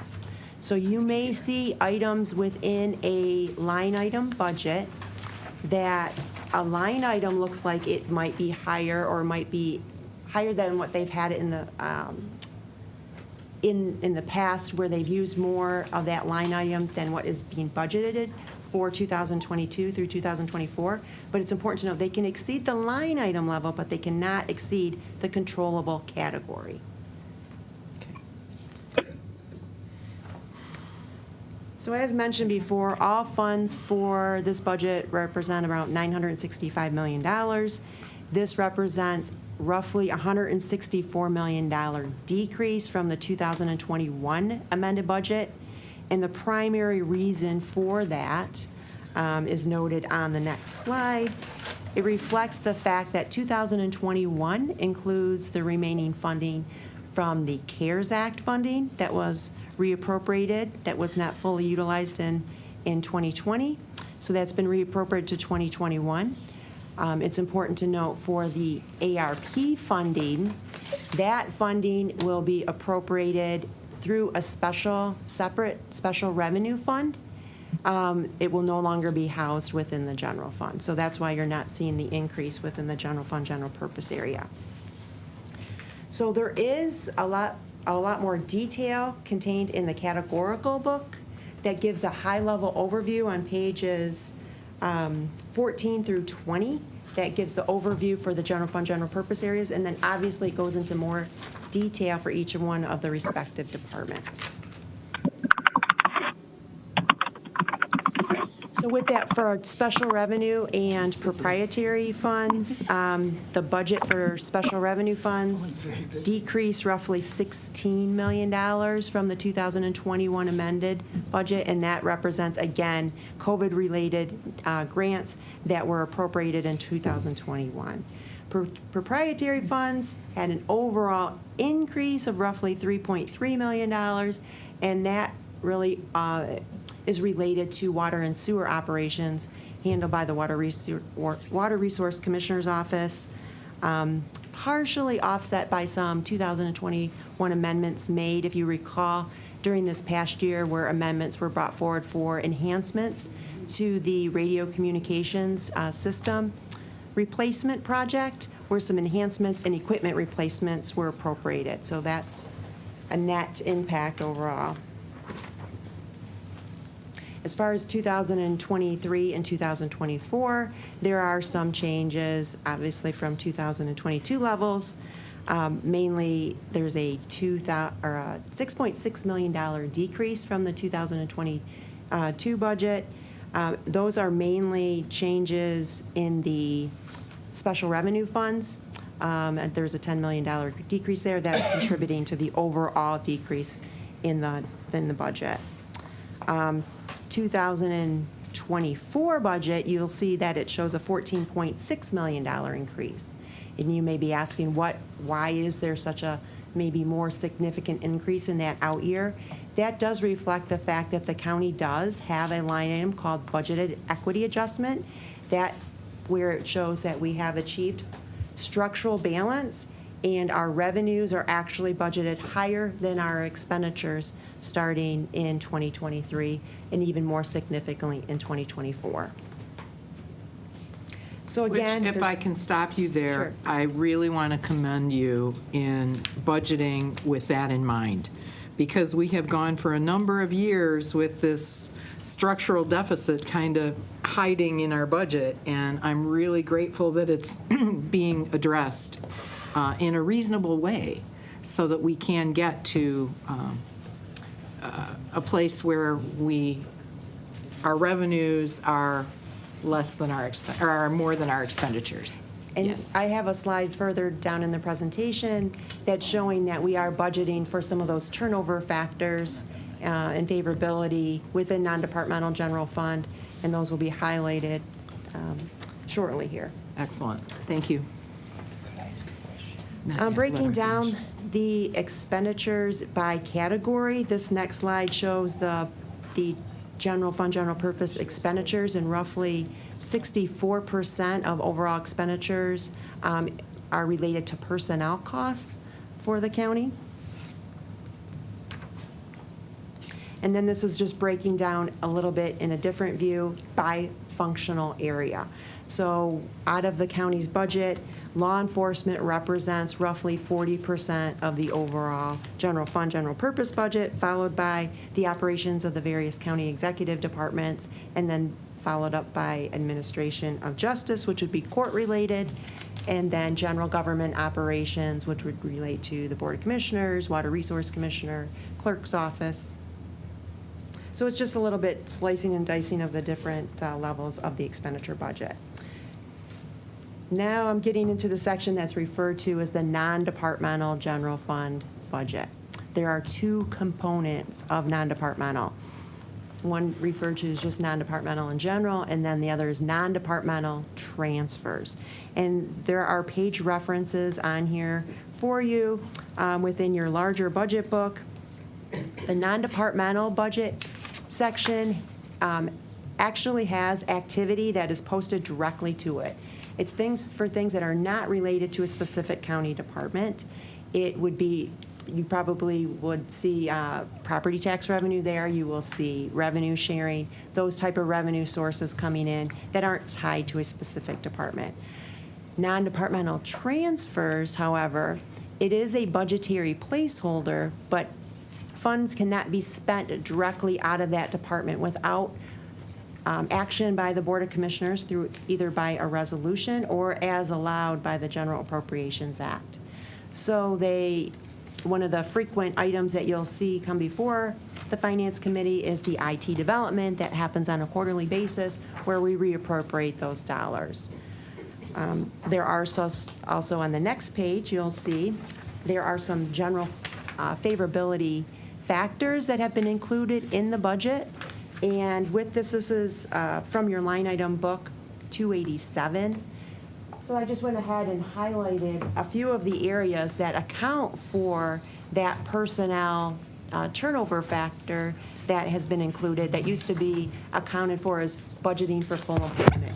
We are now including a turnover factor. Obviously, not all positions will be filled at the level budgeted throughout the fiscal year. That's just not possible. You will see that negative factor actually come down from where we're at for 2021, basically being cut in half. And that has to do with the fact that there were workforce planning reductions within the various departments that reduced overall positions, so we're reducing that turnover factor as well.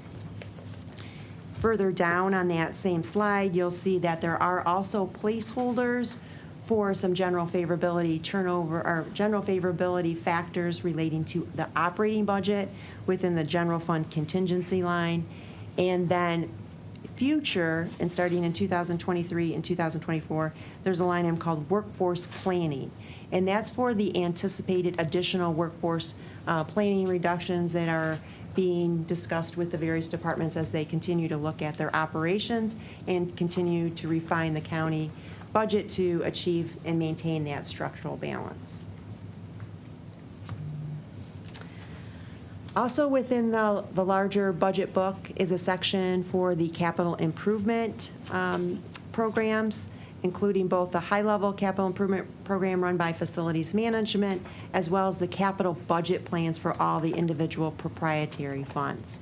The county general fund does provide funding to the building improvement fund of $3 million for 2022, and it goes up to $5 million in 2024. It's important to note that that capital improvement program is a plan. It does require action by the Board of Commissioners in order to appropriate dollars and transfer dollars for specific projects. And that's usually brought before you from facilities management. New in the budget book this year is a section referred to as professional services summary. Now, this is a new section that is related to a resolution that was approved in 2019 related to professional service contract authorization policy. This is meant to share and be transparent about the professional services contracts that meet that definition under the resolution. This summary is listed within the larger book, pages 645 through 660. This represents, keep in mind, represents all professional service contracts that meet that definition, and it is broken down and identifies the high-level service description as well as the departments that are the primary representative for administering those professional service contracts. A lot of those contracts span multiple fiscal years. And have a high-level, not-to-exceed amount.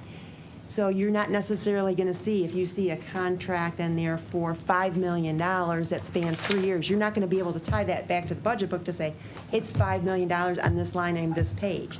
What's important to note, again, the departments are responsible to maintain their budget in accordance with the 3 controllable budgetary categories. And some of these contracts or professional service agreements can be one-time in nature, and some are ongoing services.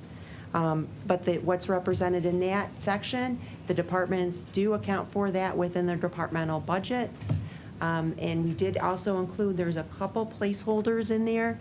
You may have recalled that there's been discussion about reviewing the IT department rates for the IT fund and Clemis. There is a placeholder listed within the professional services listing to include for an RFP to get those services rendered so that we can review the rates of those funds.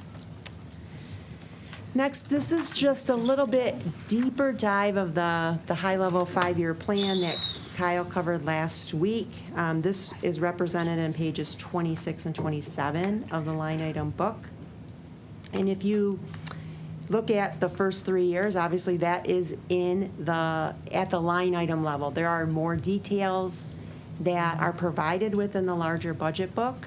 The 2 out years for 25 and 26 are basically a copy of 2024, and then you will see adjustments made both to revenue and expenditures at a high level of where we think things are heading into the future. So for the revenue section, you'll see that property tax estimates based on anticipated property tax revenue, and the the real property tax increasing roughly 4.25%.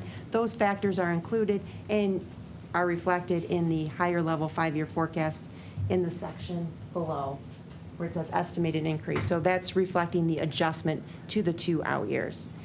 We also have some anticipated charges for services revenue coming in for cooperative purchasing agreements, as well as anticipated increase in charges for services to make sure that indirect cost is included within contractual service agreements that we have with outside entities. On the next page, it shows just the same level of information, but on the expenditure side, including the anticipated placeholders for the 2 out years for employee compensation, some review of the fringe benefit plans that are being reviewed by the county exec administration, as well as the fact that there is a need to increase the funding for the capital improvement program by adding another $1 million on top of the $5 million that's slated for '24 to bring that up to the $5 million or $6 million level. I'm sorry.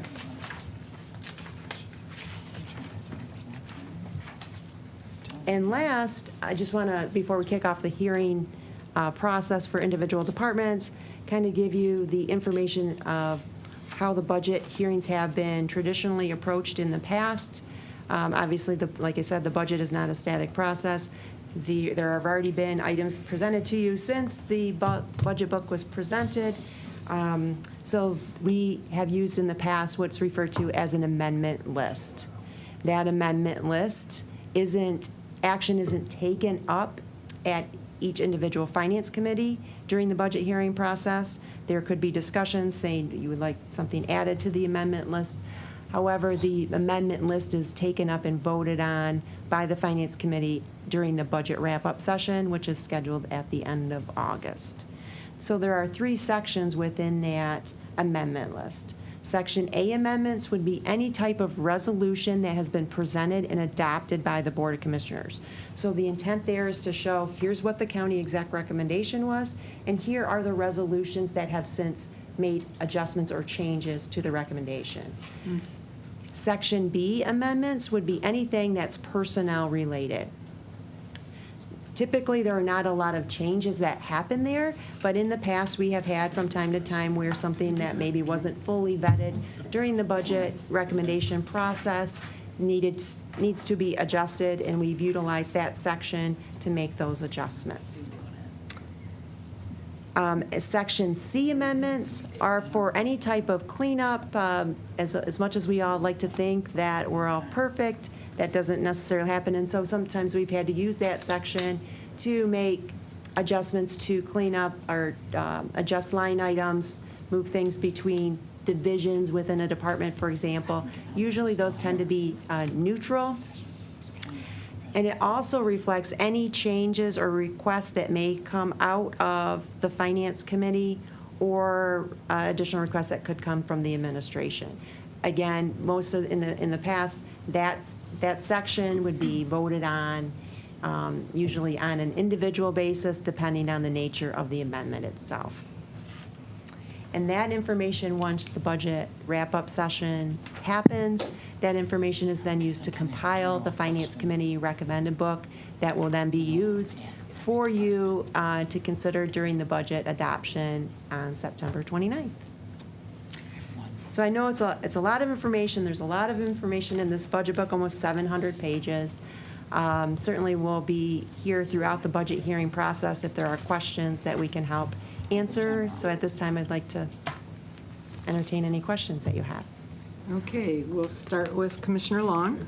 Okay, thank you, Lynn. I just have a general question, since this is different in all my 20 years here. So on page 645 to 660, we're professional service contracts. You say that's separate out of these individual budgets now. So just looking at, so then I don't have to ask this question on every department. So looking at like page 203 for our management and budget, you say professional services. So is that not a contract on these line items? So just to clarify, the professional services is to provide additional supplemental information. The professional service line items are still in the departmental budget. This is to give you clarification as to what services meet that definition, what contracts meet that definition, and who has these professional services. And they're still required, their line item is That's still going to be here in each department. Thank you. I wasn't clear on that. Thank you. So we don't keep asking it over and over. No. Okay, anybody else have questions? Commissioner Cavell. Thank you, Chair. This is more of like a test for me to make sure I understand the language of budgets. when you shared the building improvement fund, which goes $3, $4, $5 million, that is what is historically called an assigned fund balance. No, so there is a separate Okay. a separate capital improvement fund Okay. that, where we transfer money out of the general fund into that separate capital improvement fund. It is not part of assigned fund balance. We actually have an appropriation to transfer dollars out of the general fund to the building improvement fund. And so if you look at document page 293 of your budget book, the larger budget book, it actually itemizes the transfers out of the general fund, and it will show the transfer to the building improvement fund. Thanks. And I would just add to that, one thing we're trying to move toward with this budget is using assigned fund balance less. So we're trying to build in anticipated costs, particularly of maintaining our facilities and our IT systems up front in the budget, rather than using fund balance mid-year or fund balance assignments at the end of the year to accomplish that. Anybody else have questions? Yolanda, Commissioner Charles, sorry. No problem. Thank you, Madam Chair. I had two questions. Could you guys maybe point to where it talks a little bit more about the criteria for controllable categories? There was a whole. Right. So why don't I try the new guy version of that explanation. So, I mean, as you're looking at the big budget book for each department and then really each division, in the expenditure section, you're going to see three categories: personnel expenditures, operating expenditures, and internal service expenditures. And then within each of those categories, you'll see, for many departments, a large number of line items that show, our best estimate and planned spending at that line item level. Departments do have the flexibility to move dollars within those line items as long as they're staying within the total for each of those three categories. So we expect them to manage and be responsible, that they're not going to overspend their budget at the level of the total for each of those three categories versus the individual lines. Does that help? I definitely understand that. I think I'm more interested in who sets that. Is it a policy somewhere? How did you arrive I at? think that's stated in the General Appropriations Act, which is Okay. adopted each year with the budget. Okay, that's fair. I can take it from that. Okay. And then my second question was actually to the chair. Smile, Chair. Was just simply, it looks like Board of Commissioners comes up on August 25th. Do we have any opportunity for input as commissioners? Yes, through our caucus. Through our caucus? Okay. Thank you. Yep. Anybody else? Commissioner Cavell for a second time, but we do want to wrap this one up and move to the next one, so. Oh, okay. All right. Just one quick question, again, making sure I am understanding what I was looking at beforehand. You mentioned non-department transfers. That's roughly $39 million, right? As far as the breakout, yes. Okay, cool. Okay, thank you. All right. That's the slush fund for the commission. It's not the slush. We have There's no slush funds. We're trying to eliminate those. All right. Anybody else have any questions for these folks on this topic at this time? If you do have further questions, please feel free to reach out to Ms. Sankas or Mr. Jen and, find out what you need to find out. So, Absolutely. okay? So with that ends the county executive budget overview. Was that also the management and budget and purchasing piece, or we have a whole other right. section? And actually, Okay. I'd like to add one note, I'm sorry, on the overall budget hearing. I just wanted to provide a quick update. If you recall, the last slide in the budget presentation from Thursday night talked about the Raffaelli case. Yes, And as it thank you. happens, there was a a ruling by the circuit court yesterday. I'm going to be careful not to go outside my lane with Corporation Counsel in the room. But the ruling at the circuit court level was in favor of the county's position. There is certainly an expectation that there will be an appeal to the Court of Appeals. So, this story is not complete. However, at this point in time, we've avoided that worst case financial scenario that was laid out last Thursday. So just wanted to mention that briefly. That is a great relief. You know they're gonna. Yeah, they're gonna. Well, I know they're going to appeal, but for today, it's a relief. Temporary relief. Temporary relief. Right. Well, thank you for that. So with the chair's position or permission, I can move on to the management and budget. Okay, yes, please do. So just briefly, as a high-level overview, so the general fund budget for the Department of Management and Budget that I oversee, that's recommended for fiscal year 2022 is $23.4 million. That covers 193 positions within the department. There are, as a reminder, 3 divisions within the department. The Fiscal Services Division, which manages all of the county's central financial operations, including budget, accounting, payroll, and court reimbursement, which Lynn oversees. I'm joined remotely by the other 2 division managers within the department, the Purchasing Division, which handles all purchasing and contract for county departments, which is overseen by Scott Guzzi. And then the Equalization Division, which is overseen by Dave Heber, which performs the county's tax equalization function and then provides assessing services to a large number of local units of government within the county on a contract basis. So across all 3 of those divisions, as part of the workforce planning efforts, to get the budget into structural balance, our department has reduced the number of positions by 14 total. So that's 6 full-time positions, 8 part-time positions, either by eliminating vacant positions or reducing positions through attrition as staff are leaving as part of the early separation incentive. Those position eliminates result in total savings of about $630,000. The only new position in the department's budget is for a position being transferred from the compliance office under the county executive to handle bank reconciliation work. You'll hear more about that larger change with the county executive office budget. And then lastly, as mentioned during the budget presentation last week, the budget reflects an increase of revenue of $150,000 to expand the use of cooperative purchasing agreements. We view these agreements as win-wins. These agreements provide access to local units within the county and actually outside the county to access our competitively bid contracts, which saves them money in terms of administrative costs. And then the vendor actually pays a 1.5% administrative fee, which helps offset the cost of running our purchasing division. And we have an early, story of success there in terms of the contract we have with Guidehouse to assist with compliance efforts on ARP funds.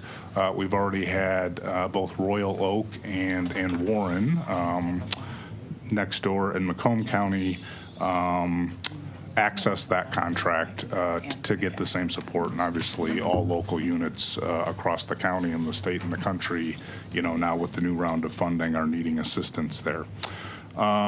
This budget fully funds our needs going forward. As we look at the next year, our top priorities obviously are to work with all of you to get a responsible and balanced budget adopted. The managing the effective spending of the ARP dollars once they're approved by the board is a priority. As I just mentioned, we have contract support on board with that, and we'll continue to evaluate the resource needs there. And then thirdly is the implementation of the county's new financial system as part of the Workday project. I've had a chance to update both Commissioners Markham and Kowal on this. and I thought I'd make sure the full committee was up to speed. That project had been planned to go live October 1st of this fiscal year, primarily because of delays created by COVID. We are going to have to extend that timeline by a few months.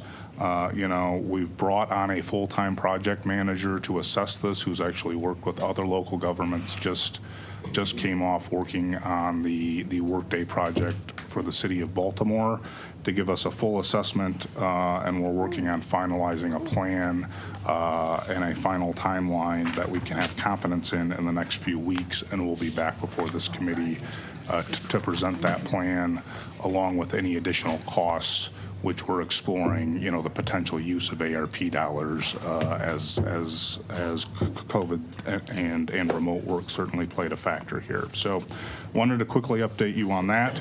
And with that, I'll stop talking, and my division managers and I are happy to answer any questions you might have.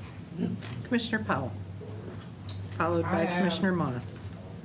I have 3 questions. How many vacant positions in the division did y'all have? Did y'all have any vacant positions?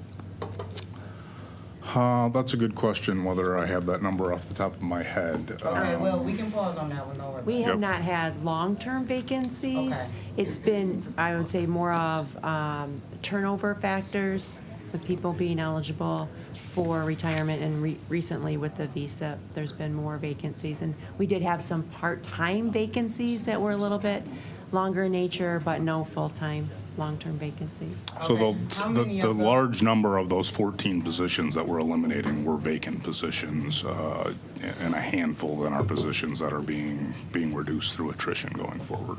Okay, how many employees took the voluntary employment separation incentive in 2021, and how many are planning for 2022 and 23? Do y'all know? I think within fiscal services, I want to say it's 14. In 21? It's spread throughout. Yeah, I heard there 21 was and somebody 22. that is real important to us that's going to be taking it in a year. That's what I heard.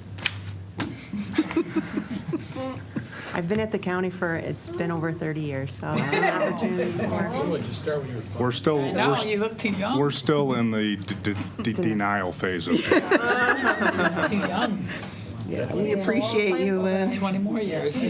My last one. Yeah. And then my last question is, were positions reclassified in 2021, and if so, how many? Was anything in your department reclassified? And if 2 parts, were any already reclassified, and if not, are there any pending reclassifications for your department? So within fiscal services, the only recent reclassification was before you with the HR second quarter salary administration plan, I think it is, for a reclassification of a chief level position within fiscal services. That was the only And I recent. think, Dave and Scott, I don't know if you're on, but I think within purchasing, we have 1 downgrade in terms of a reclassification. I'm not remembering any changes in equalization. Scott, this is Dave. You want to go first? Yeah, I'll go first. We're not having a downgrade. We're just eliminating 1 position. Okay. Yep. Okay, and my final question is, does the department have a succession plan in place? We are certainly actively working on making sure we have probably multiple people for Lynn to transfer knowledge to, and others who are departing. Yeah, thank you, Lynn, for staying. Thank you very much. I keep looking for the place to plug in the flash drive. Thank you. If it's helpful, I think we could probably run reports on each of those questions if you expect to have that same question for other departments, and we can get you all that information up front. Yeah, we actually are. It's on our Okay. to-do list to ask every department the Okay, same question. we'll work on providing a central report then to make answering those questions easier. Thank you. Yeah, that's good. Thank you. So these questions, I believe, were, is Mike here? I believe, yeah, there you are. To the departments, I thought. You gave all these to the departments, right? Not yet. Oh, not yet, okay. Oh, he's slacking. Uh-oh. Wanted to put Kyle in the hot seat his first time round. So what you have before you, Commissioners, is not only, in addition to the budget book, there's a supplemental informational packet that the board staff has provided you that's kind of a backward look to look at trend analysis for each of the departments and what has been adopted, what has been amended, what has been, I think the final graph is what has been recommended by the administration as well. So in our minds, it gives you a very clear picture and looking at the whole. It's not necessarily something that's, statutorily that's provided because they have to provide you a recommended budget for, and what Oakland County's practices are, is a 3-year rolling budget moving forward. And then they also touch base on the 5-year plan, right? So this gives you almost an 8-year picture of how the expenditures and revenues have proceeded through each of the departments moving forward. Some of the questions that are on those little packet sheets that you have are just general questions of the department as the staff look through each of the line item budgets. Some of them might include, an increase in a budget for the recommended in a specific line item. But like Lynn mentioned, and I think that it's been clear, is that departments and the county level do budget at the categorical with personnel, operating, and internal service. So it's just something to keep in mind, but that's diving really deeper into each of the numbers that go there, just so that you guys can reference that. If you so choose to ask those questions, it's totally up to you. It was a guide for the commissioners as well, and we will share those with the departments as we move forward. With how swamped we are as a staff and how limited we are in our personnel capabilities, we typically get those prepared almost leading right up to the meeting date. So, but as we get those done, we will definitely share that with management and budget, and then let them determine how they want to distribute that to the other departments. Yeah, these are all good questions, and, some of them have probably pretty simple answers, and it's just stream of consciousness out of our staff is what this is. It's very helpful, I think. Okay, Commissioner Cavell. Yeah, thanks, Chair. I had a question, Kyle, when you were talking about, I think it was the Purchasing Administration Unit? Is that the right title? The Purchasing Division. Purchasing Division, okay. It sounded like you were saying, so forgive me for missing it, that there's something that's going to become a revenue-generating source because you're contracting out, for example, the Guidehouse with Warren and Royal Oak, right? Correct. So there's other things that purchasing will be able to offer to communities like Ferndale or Hazel Park? Right. I mean, our goal really is to make all of our contracts accessible to other local units. I mean, certainly, most local units of government are doing a lot of the same kind of business, and we have a robust process, around our RFP process and bidding system, and it makes sense to make that accessible to other local units. And it's an advantage to the vendors because they don't have to go through multiple RFP processes. So, it's really a win-win-win in our view. And this is a new initiative you're starting? This has been, I think, used in select cases in the past, but our goal is to really make this universal across all our contracts. Is that a fair description, Scott? Yeah, we've had a cooperative purchasing program since the late 90s. We never had an administrative fee built into it with the contractors or the vendors. We would, just offer those contracts up to the local units to use. And many of the government entities that used them weren't just in Oakland County, they were all over the state.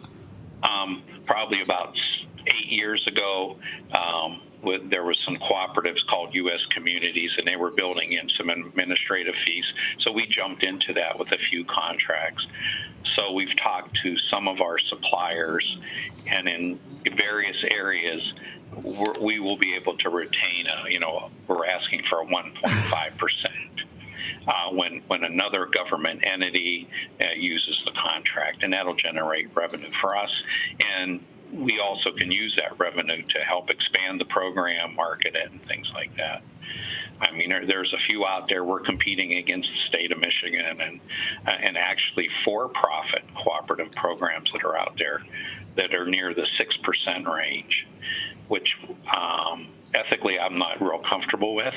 So we're trying to keep our costs very low. That sounds awesome. All right. If we don't have any other questions, Commissioner McGilvery. Thank you. With the pandemic, we've had a lot of employees working from home. In management budget, how many are in the office and how many are working from home? So during the pandemic, within fiscal services, we had most of the division, I should say, working remotely, and there were probably in the different units, maybe 20 to 30 to 40 people that would rotate coming in. Now we do have everyone back on site in a hybrid remote work environment where they're in the office 2 to 3 days a week and then remote the other 2 to 3 days, depending on their work schedule. But there were still, within fiscal services, I'll let Scott and Dave talk about their respective areas, but there was always someone at the executive office building. And it, again, with the reimbursement unit within the courthouse, it's located in this building, a lot of their work had to be conducted more so on-site because of the tools that they had or the files that they had. So I don't know if Scott and Dave want to chime in on their, I believe both of them also had people on site during the pandemic. Dave, you want to go first?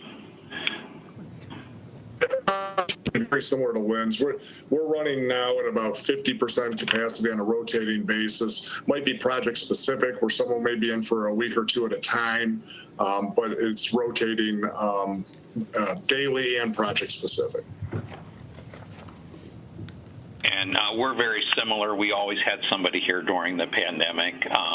Right now we're running a hybrid where people are coming in 3 days a week and working from home. We were probably about 80% electronic.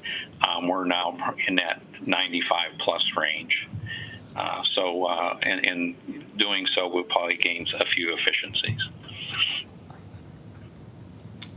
My next question is, how long do you think people working from home will be? I mean, do we anticipate down the road, and when and how will that happen?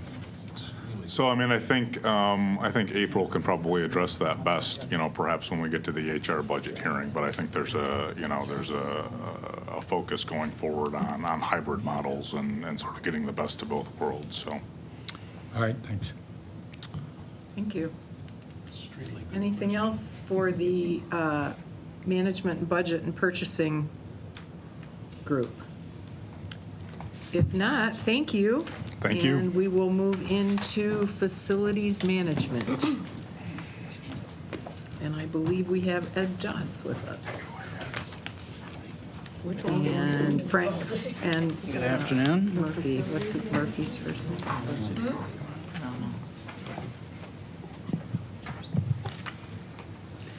Good afternoon, gentlemen. Good afternoon. You want to give us your names just in case? Yeah, sure. For those of you that I have not met yet, I am Ed Joss. I'm the manager of facilities planning and engineering. And I am Joe Murphy. I'm the manager of facilities maintenance and operations. Okay. So, welcome, gentlemen. So if you don't understand, facilities management, the department as a whole has two divisions. The planning and engineering division, which I'm the manager of, and the maintenance and operations division, and that's why both Joe and I are here today. Okay. So you want to tell us about your department and your plans for the year? Sure. So probably be best if, Joe and I individually, just briefly hit on some points for each of our divisions. But as you may know, the Planning and Engineering division is not a real large division.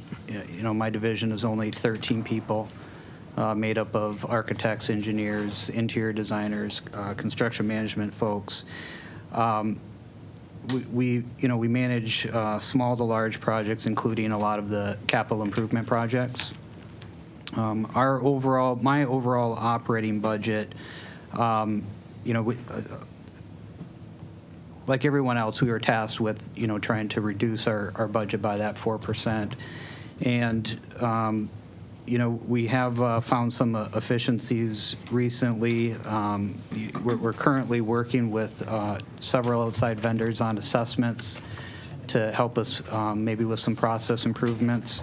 But we did have one vacancy due to retirement, which we have not filled, and the rest of the budget task we've managed to accomplish with reducing some of our professional services. That's just a brief overview, and of course, any questions you have beyond that, I'd be happy to answer, but I'll let Joe go ahead and give a brief overview of his division.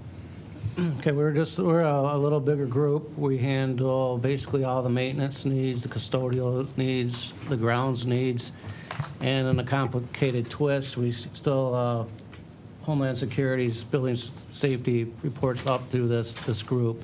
And a resolution that was out earlier this year, the budget for the department is $29 million, and that'll include a lot of things like our utilities, electric, gas, water, sewer, sublet repairs. We're big contractors, the high voltage for our facilities, window cleaning, some off-campus custodial. Those are some of the things that are included in those line items. So that just gives you a broad overview of what we do.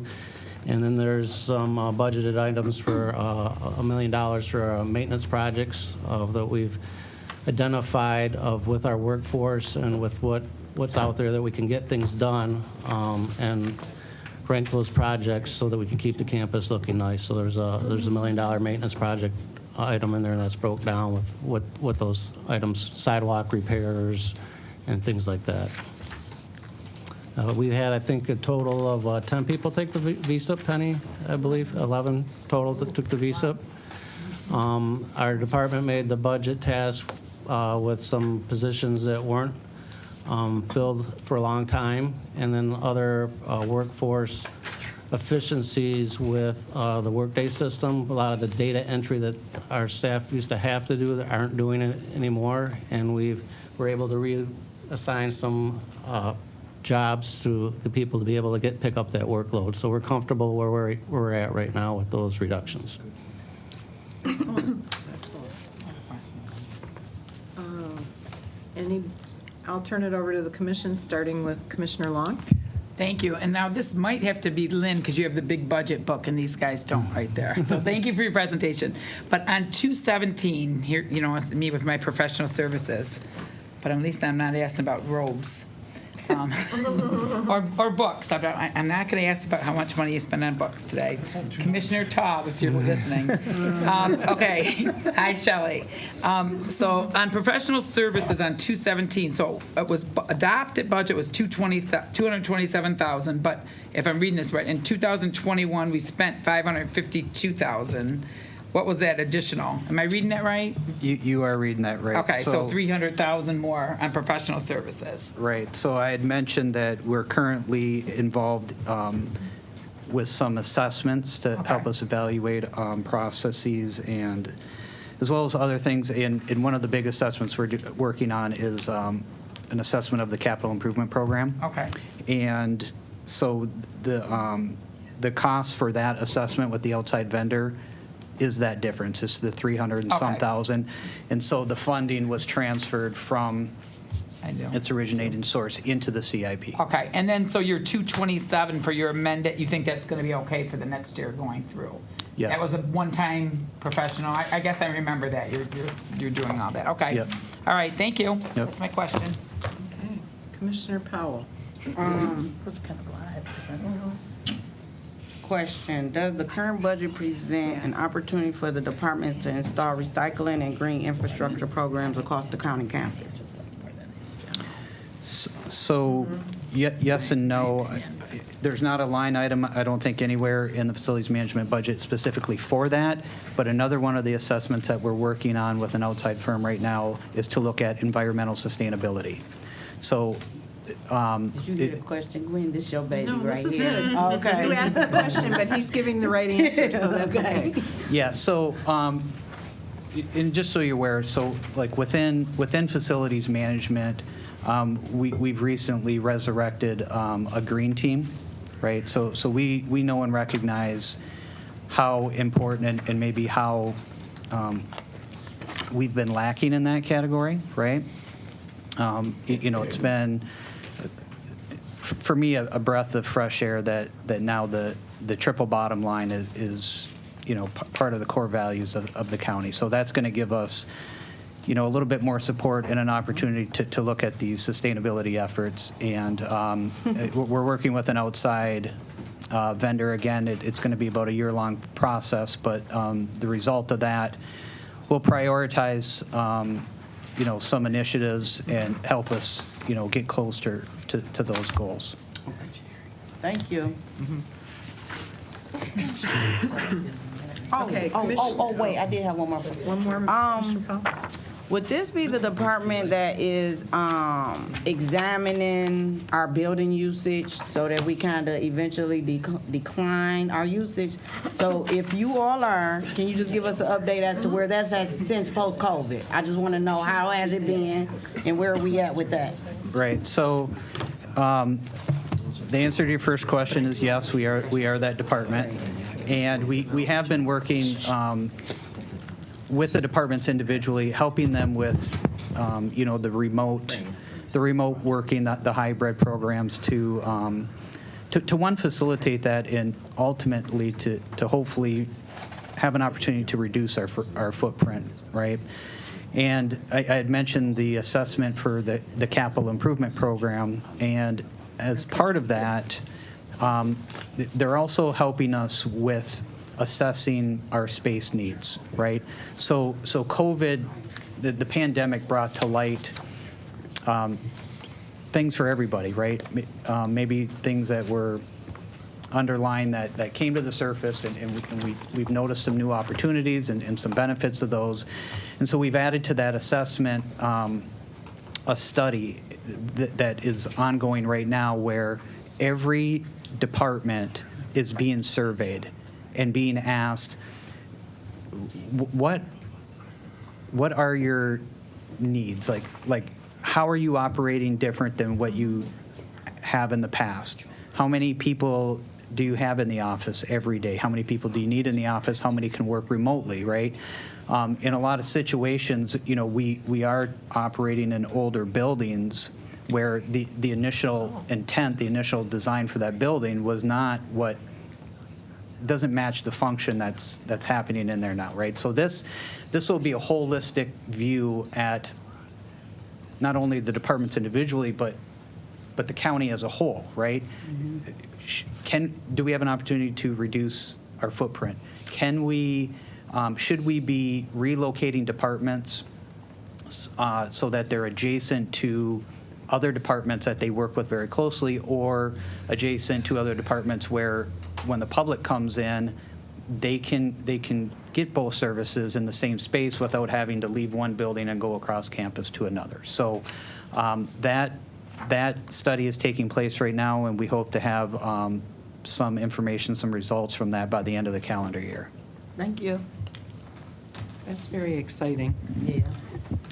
I agree, thank you. Commissioner Charles. Thank you. Two questions, one that I made myself.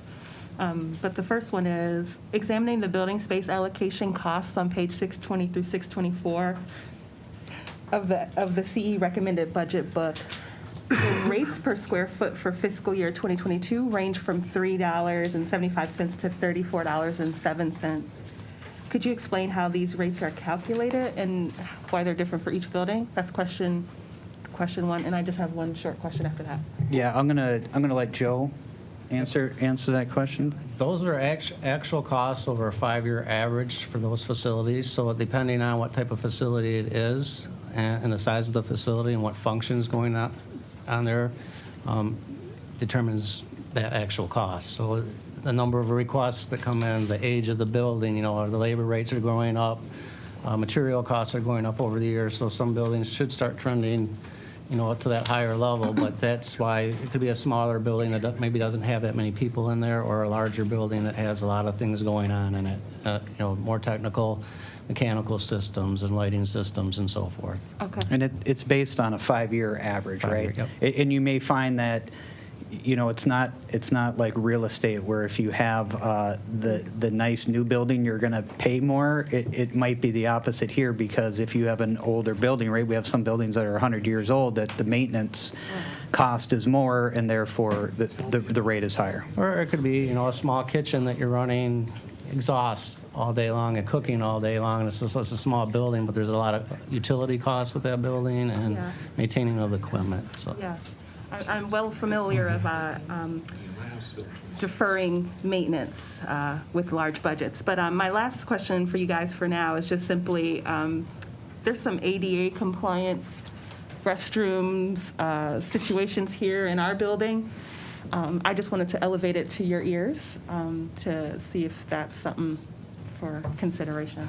That's all I got. Off my list, because I was going to ask that very question. Yeah, so thank you for that, and yes, Commissioner Markham has brought that to our attention on more than one occasion. So we do have that on our list. In the capital improvement program is a line item for ADA improvements. We've recognized and identified that there are some improvements that we can make. I think that in most, if not all instances, we do meet code, but that doesn't mean that we can't do better, right? And one of the things that we're looking at, and I think this will be sorted out as well once we have these studies and these assessments back, is we have done, and this goes back a couple of years, or at least a year, we have done a study to take a look at our campus, our grounds and our facilities to see where we could make ADA improvements. And I think that the plan is, once all of these studies come together and we see the big picture, then we can start determining what type of funding is needed, where that might come from, prioritize it, and we're hoping to be able to tackle some of those ADA concerns. Commissioner Moss, did you have a question? Observations. Yeah, my house was built in '26, and let me tell you, I understand that old houses cost more than new ones. I want to jump off what Commissioner Powell said.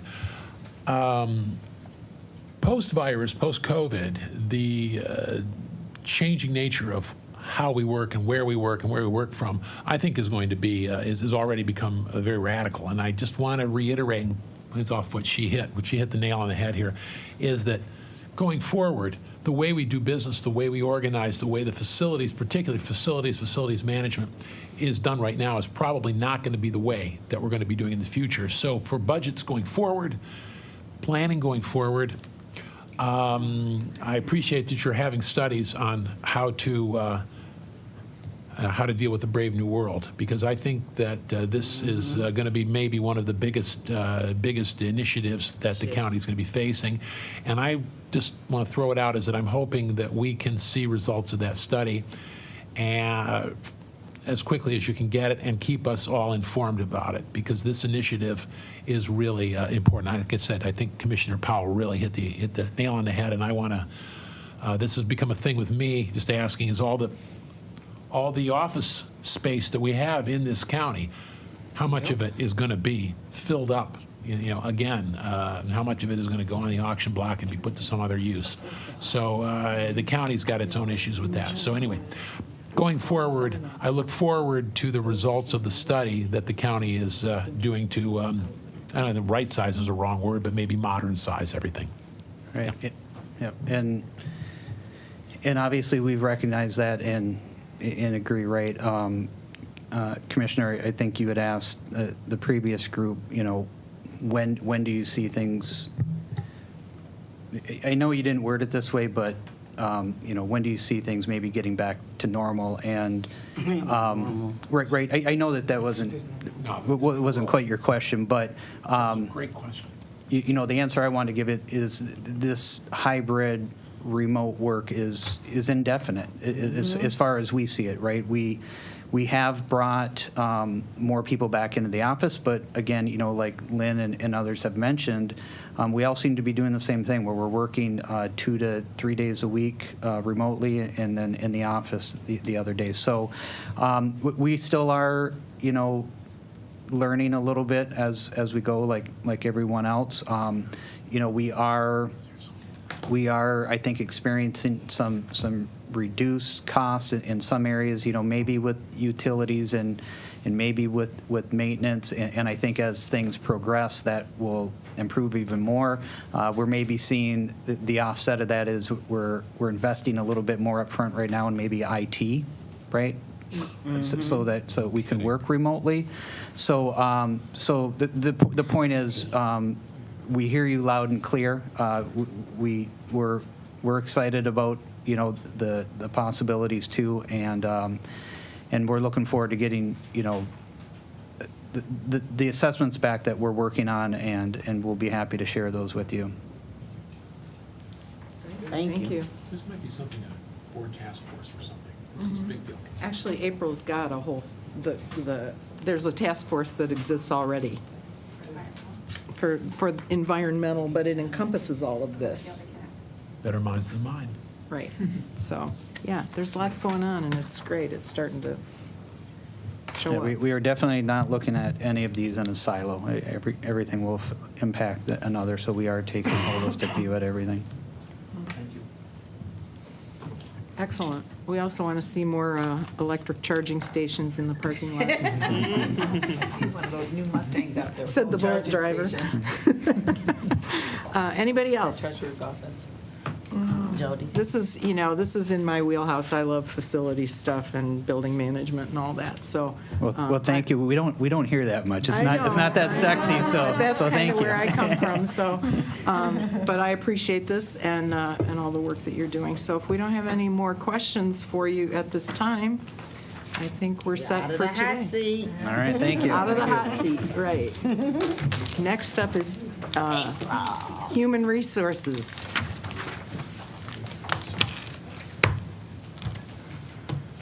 Thanks, everybody. Thank you. She left. No, we have Corp Council. What's that? She's doing her good, trying to move it along. Move it along. We will. I'm pretty sure we'll be out of here by 3. This is probably the biggest conversation we're going to have here, but go ahead. Welcome. I know. I'm going to get out of the hot seat. So introduce yourself and your department, and the floor is yours. All right, thank you. Again, I'm April Lynch. I'm one of the deputy county executives. I oversee HR and facilities, environmental sustainability, and risk management. Brittany is our HR director, is on maternity leave. She's expecting a baby any second, so she's back over there. So I'll be here to answer any questions you have on HR. Now, there's a couple of things that have come up. We are working on a visa report for you so that you can see where people fall in when they retire and when they're getting replaced over the course of the next couple of years. So I'll try to get that before the next presentation for you guys so that you can have that. The other thing is that I think there was a question about reclassification, so I'll also make sure if there are any reclassifications going on in this budget that we know of now, that you guys have a copy of that. But I think the majority of them will probably happen during those quarterly reports, but I'll find out. I do know we do some throughout the budget presentations, but I'll get those to you ahead of time. So when you look at the macro or the micro of HR, we also are a department, even though when you think HR, you think of the whole entire county. So if you have any specific questions on that in general, let me know, but we'll talk a little bit about the department itself. So our department actually has a couple of different funds, bless you.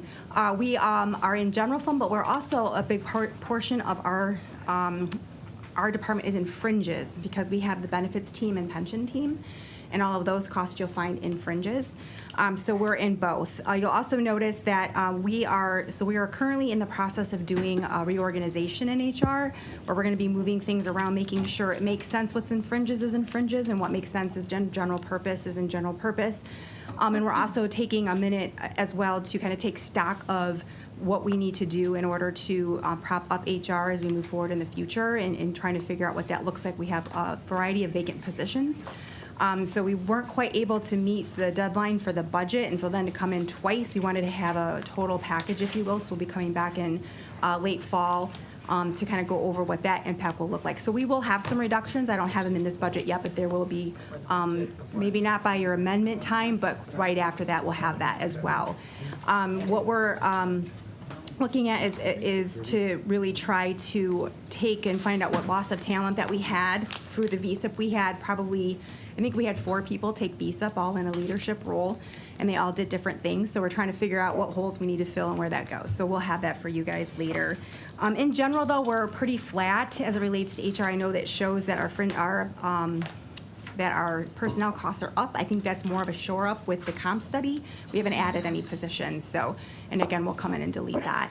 I think that in general, what you'll find here is I can kind of go toggle back and forth, but the majority of our budget is in fringes, where that's all of our healthcare costs, our retirement, our training falls under there as well. So there's some big line items there for training, any legal costs that we may have when we use our labor attorney, which, you know, I shored up a lot of that in 2020 when I came. So that's kind of, we did some reductions at that point too.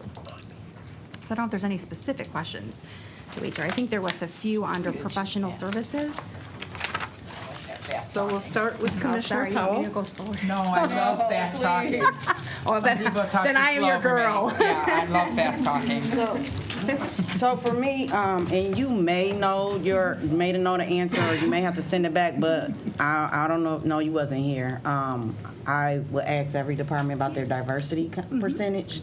So now that we've transitioned and we have new leadership there, I want to know, what was the diversity count when we started, and how has it increased, or what does it look like now? Sure, we can do that. You want that through the whole organization or just HR? No, I want to count from all our employees, like what it looks like, because when I first came in, we were at 13% diversity. Sure. And I want to know where we're at now, and I know it has increased because I know a lot of, some people who has been hired here, and thank you for that, increase in our diversity here. But I want to know that comparison, and if you don't know now, you can send it, but that's the question for me. Thank you. Yeah.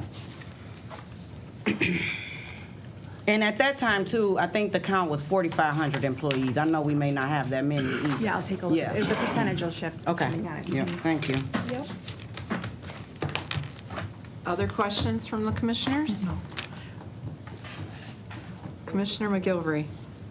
You heard my question earlier, April. Yes. Work from home. Let me just start off by saying that I've had a few complaints from people who have tried to get in touch with county departments and unable to do so. That was probably more during the pandemic itself but still is the case now. I guess I just have a real concern that we're paying employees a full-time wage with full benefits, and they're working maybe 2 days a week here. How much work are they actually doing from home? Does it justify a full-time wage and benefits? And when do we anticipate that it might be back to quote normal, where all the employees are back in the building? So that's there's a lot of answers to that question. So why don't you, maybe I'll slow my talking down on this one.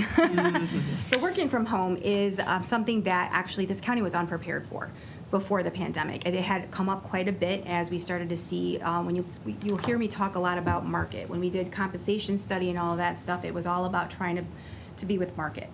The new market is also not just compensation, but what is your work-life balance? Take a look, what does that look like? How are you working? Where are you working? Those kinds of things. So I think that working from home or working remotely is here to stay on some level as we start to look at how can we reduce our footprint and how can we also create that balance for people who are, this new generation that's coming in. And I wouldn't even say new generation anymore. I think any generation is looking for that accommodation. However, that does come with a reset for us, right? There's a couple of things. One of the things that we were unprepared for is that ability to really work well from home with our computers and our technology. So we're working right now with a VPN, which our virtual network that we're trying to work through. We use something called MyPC. You probably heard all of these buzzwords coming around. So IT is working on what that looks like. The second thing that we're looking at is a more stable phone system that allows us to be able to also be transitioned from at home, whether you're at home or you're at Starbucks or you're here, that you can still get your work done, have access to the phone, and really meet the needs of our customers and our residents in our internal departments as well. So all of those things are being worked on right now to help make sure that that is shored up. There's another component, though, as well, is one of the things that we're having a conversation with our teams is how do you manage remote teams? So that's going to be just as important of what does that look like. It's going to performance metrics, making sure that your people are doing what they need to do. There is this idea that when you're working from home, you're not working. That's not true at all. And so the goal is that our department heads, our leaders, and our supervisors know and understand what you're doing to make sure that your people are still performing and getting that work done. I think if you're, I'm just going to throw it out, if you're putting in data entry or doing a memo, you can do that from home and you can do it from the office. But the goal is to make sure that our departments and our managers are very aware and making sure that people are performing. And some people don't perform well at home or remotely, and not at all. And then some people really thrive. That's where they do their best work. And so there is that healthy balance. You will find, if you're going to ask that question throughout the county, most people will say there's a hybrid approach right now. Most people are allowing their employees to come in 2 to 3 days a week and work from home the other 2. And so we're going to be working through that, and we're actually working on a training right now in how you manage teams remotely, making sure that you know and understand how you are staying connected with your employees, how you are addressing performance, and making sure that those measures are being taken care of. So there's a lot coming at that question, and there's a lot that needs to be done to make sure that we have that set in place, and making sure that our residents get the support and the return phone calls and emails and what they need. Yeah, because we had a little issue. We had to get straight with that. Yeah. When our departments had to get on their employees and get them to work. Okay, yeah, and They so got those are all things. rectified. Sure, and and sometimes that's just what it is. And to be frankly honest, if they aren't working at home, they probably weren't necessarily working at work. I mean, I'm just being honest. Or like we said, they are better at work. They now at home Exactly. work people. And I will tell you that And that actually is, a lot of people are finding that out. Even though people like, oh, I wish I was at home. They like, oh no, I cannot work at home. No, and we had that issue happen in the middle of COVID, where we did have to bring in some employees and say, this is clearly not working. And they're like, no, it's not. I can't. It is not working for me at home at all. So it is a very interesting dynamics to know how that works. For some of them that feel that way, y'all just let them kind of come in, right? They go back to that. Yeah. And we did during the pandemic as well. We made sure they were in a safe space. Okay. Well, my 2 neighbors across the street both work for Ford at, engineering kinds of middle levels. And I asked the woman a couple nights ago, are you still working from home? And she said, oh yeah, they've told us we're 100% at home for indefinitely. And I said, how do you guys do it? I mean, are you really working during the day? She said, we go into the office, I go here, my husband goes here, the dog's between us. It's just like being in the office. So I thought that was pretty cool that they could do that, but I don't know that I could. So. Well, I will offer one more thing on that too. There are actually many people who don't know how to turn it off. There is that. Work more from home because they can't. Sounds like me. I know, right? Yeah, you're a 24-hour. It's something we'll have to monitor for sure. And if you are feeling complaints at all from any residents that are not getting the feedback, or retirees or whatever from or employees, please let me know. We would like to address that immediately. Thank you. Commissioner Cavell. Yeah, just wanted to maybe beat a dead horse a little bit, but the exchange of working from home then means that we don't have, as a county, to think as fiercely about childcare provisions for our employees. And also, I'd like to add that, I'd like us to take it out of our nomenclature altogether, the concept of balance. It's not scientific, and it actually doesn't exist. And the more we try to perpetuate some kind of work-life balance, the more we realize it doesn't exist. I am team remote work, so being in the office was way more distracting. People coming up to you, talking all the time. So you're absolutely right. There's a ebb and flow, and people just have to know their best working environment. Commissioner Powell. This is a question. It is represented in the CE recommended budget to eliminate funding for summer employment. How will this impact departments countywide? I'll have to look into see what that looks like, because I don't know what that exactly means. What is it? Oh, can you? Thank you. So there's been a line historically in the budget for summer employment. I'm going to look at Lynn. She can kick me if I'm wrong about this. But departments have actually, to the degree they've had summer employees, they've covered that out of favorability in their own personnel budgets. So there just isn't a need to have that separate line for it. Okay, thank you. Thank you. Good answer. Wow. See, she's already getting ready to run away. Anybody else have questions on human resources? Okay. Well, I think you did okay for today, Ms. Lynch. And our last group, so we can get Ms. Kowal out of here, Commissioner Kowal out of here on time, is the Executive's Office Corp Counsel Risk Management and Compliance. Our lawyers, right? Don't look at me. Partially. Thank Good you. afternoon, gentlemen. Thank Chris, you. you just can't stay away, can you? No, they're really putting me through the paces lately. And so if it's okay with you, Madam Chair, I'd like to handle this all as a group. Okay. And I'm going to ask each one of these people to give a 10-minute introduction because Commissioner Colwell has to leave in a half hour. So I think this might be the last hazing episode for me joining the administration because Sean asked me to do this literally late yesterday afternoon. So I've been studying as much as I can, and if I can't address a question directly, I'll certainly get back to you. Of course, you all know our interim corporation counsel, Pete Mena. And Pete will be happy to introduce or address any questions you have with Corporation Counsel. I believe Dee McBroom is online, our risk manager. Are you there, Dee? I am indeed. Okay. And Pam Whitebird is the manager of the compliance office. I'm not sure if Pam is on. Pam, are you on? Okay. Well, I think I can address compliance. So overall, I would say from the county executive administration budget, you're going to see some relatively small differences there, although in salaries, I'll just note the creation of the diversity, equity, inclusion officer, environmental sustainability officer, and just recently the chief of indigent defense will be reflected in that. We previously had quite a conversation about the Office of Public Communication, which is a division currently within the administration budget, and you'll see that as well within the budgets presented before you. And then on professional services, we are undertaking several studies that the board has approved already. Strategic plan, our campus sustainability plan, a equity audit, and some diversity, equity training assistance as well. So that's reflected in our professional services. Under special projects, the board approved a community policing initiative, an amount of $1 million, and that is underway and reflected in our amended 21 budget. So with that, I'm going to turn it over to Pete. That's why that went up so much. Those studies, $3 million. All right, Commissioner Powell. Just real quick, the community policing, is that what is that fund? Is that the contracted officers already in the city?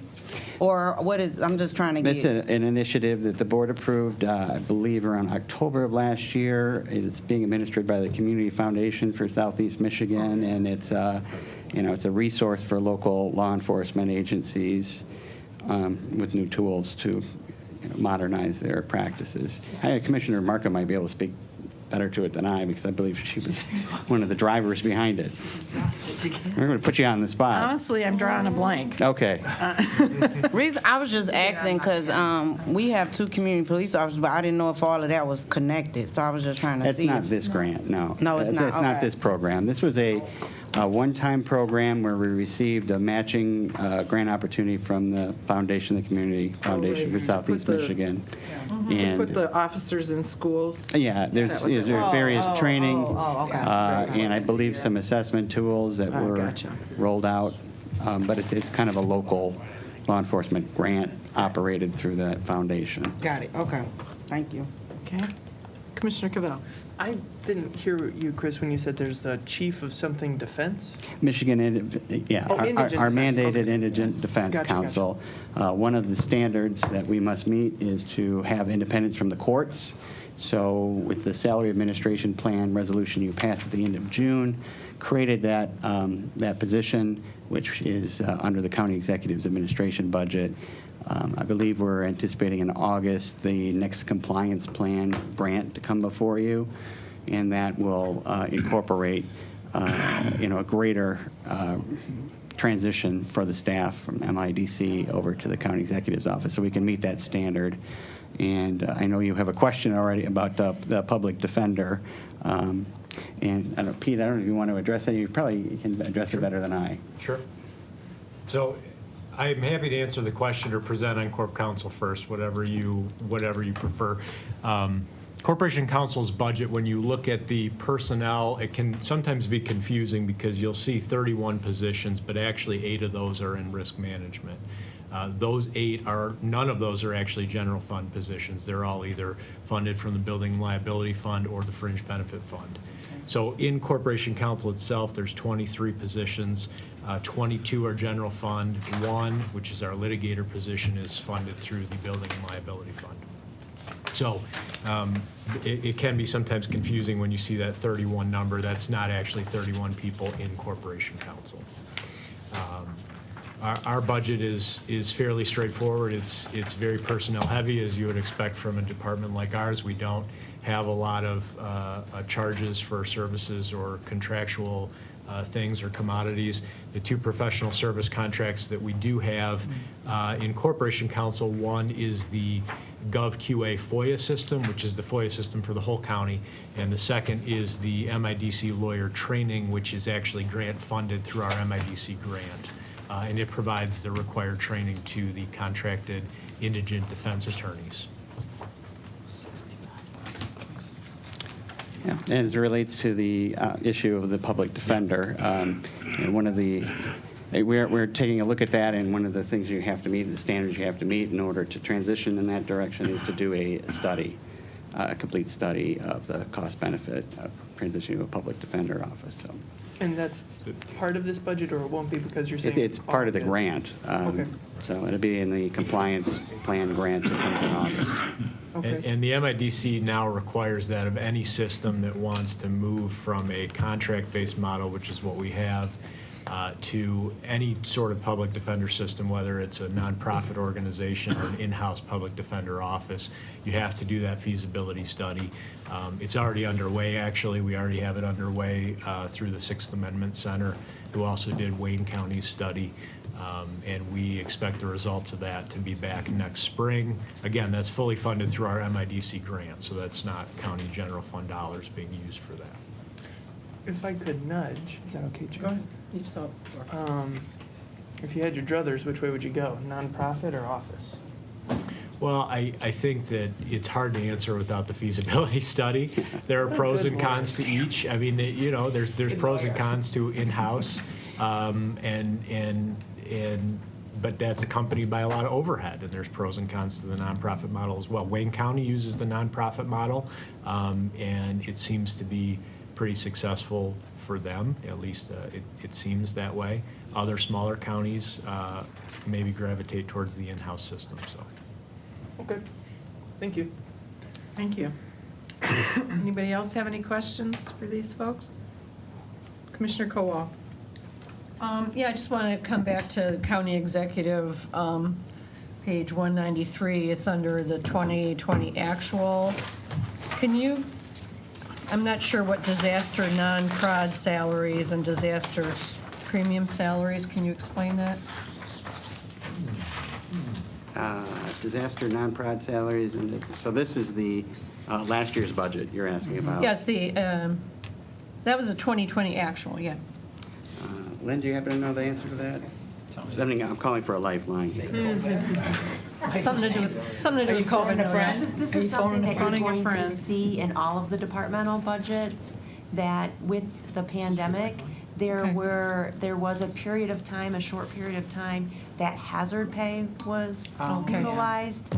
And then there was a period of time where individuals had so many hours, I believe it was 80 hours that was set, where they could take off if they had a need, childcare related, health concern or whatever, that they would be compensated. And so the non-productive factor was used. I mean, that was an existing line item that we had that was used to track that, and then the disaster premium was the hazard pay. Okay, thank you.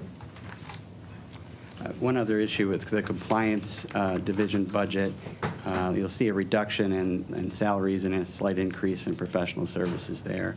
That's an indication both of what Kyle touched on in moving the bank reconciliation out of compliance to fiscal services. And then I believe we're working towards using more outside consultants, auditors, to provide some of the services they do now. Okay. Any other questions, comments from these folks? If not, then thanks for coming today. Thank you. Appreciate all the hard work. Do we have any other business before the Finance Committee today? Going once, going twice? I call this meeting adjourned at 2:38. Yeah, I was gonna say, hurry up.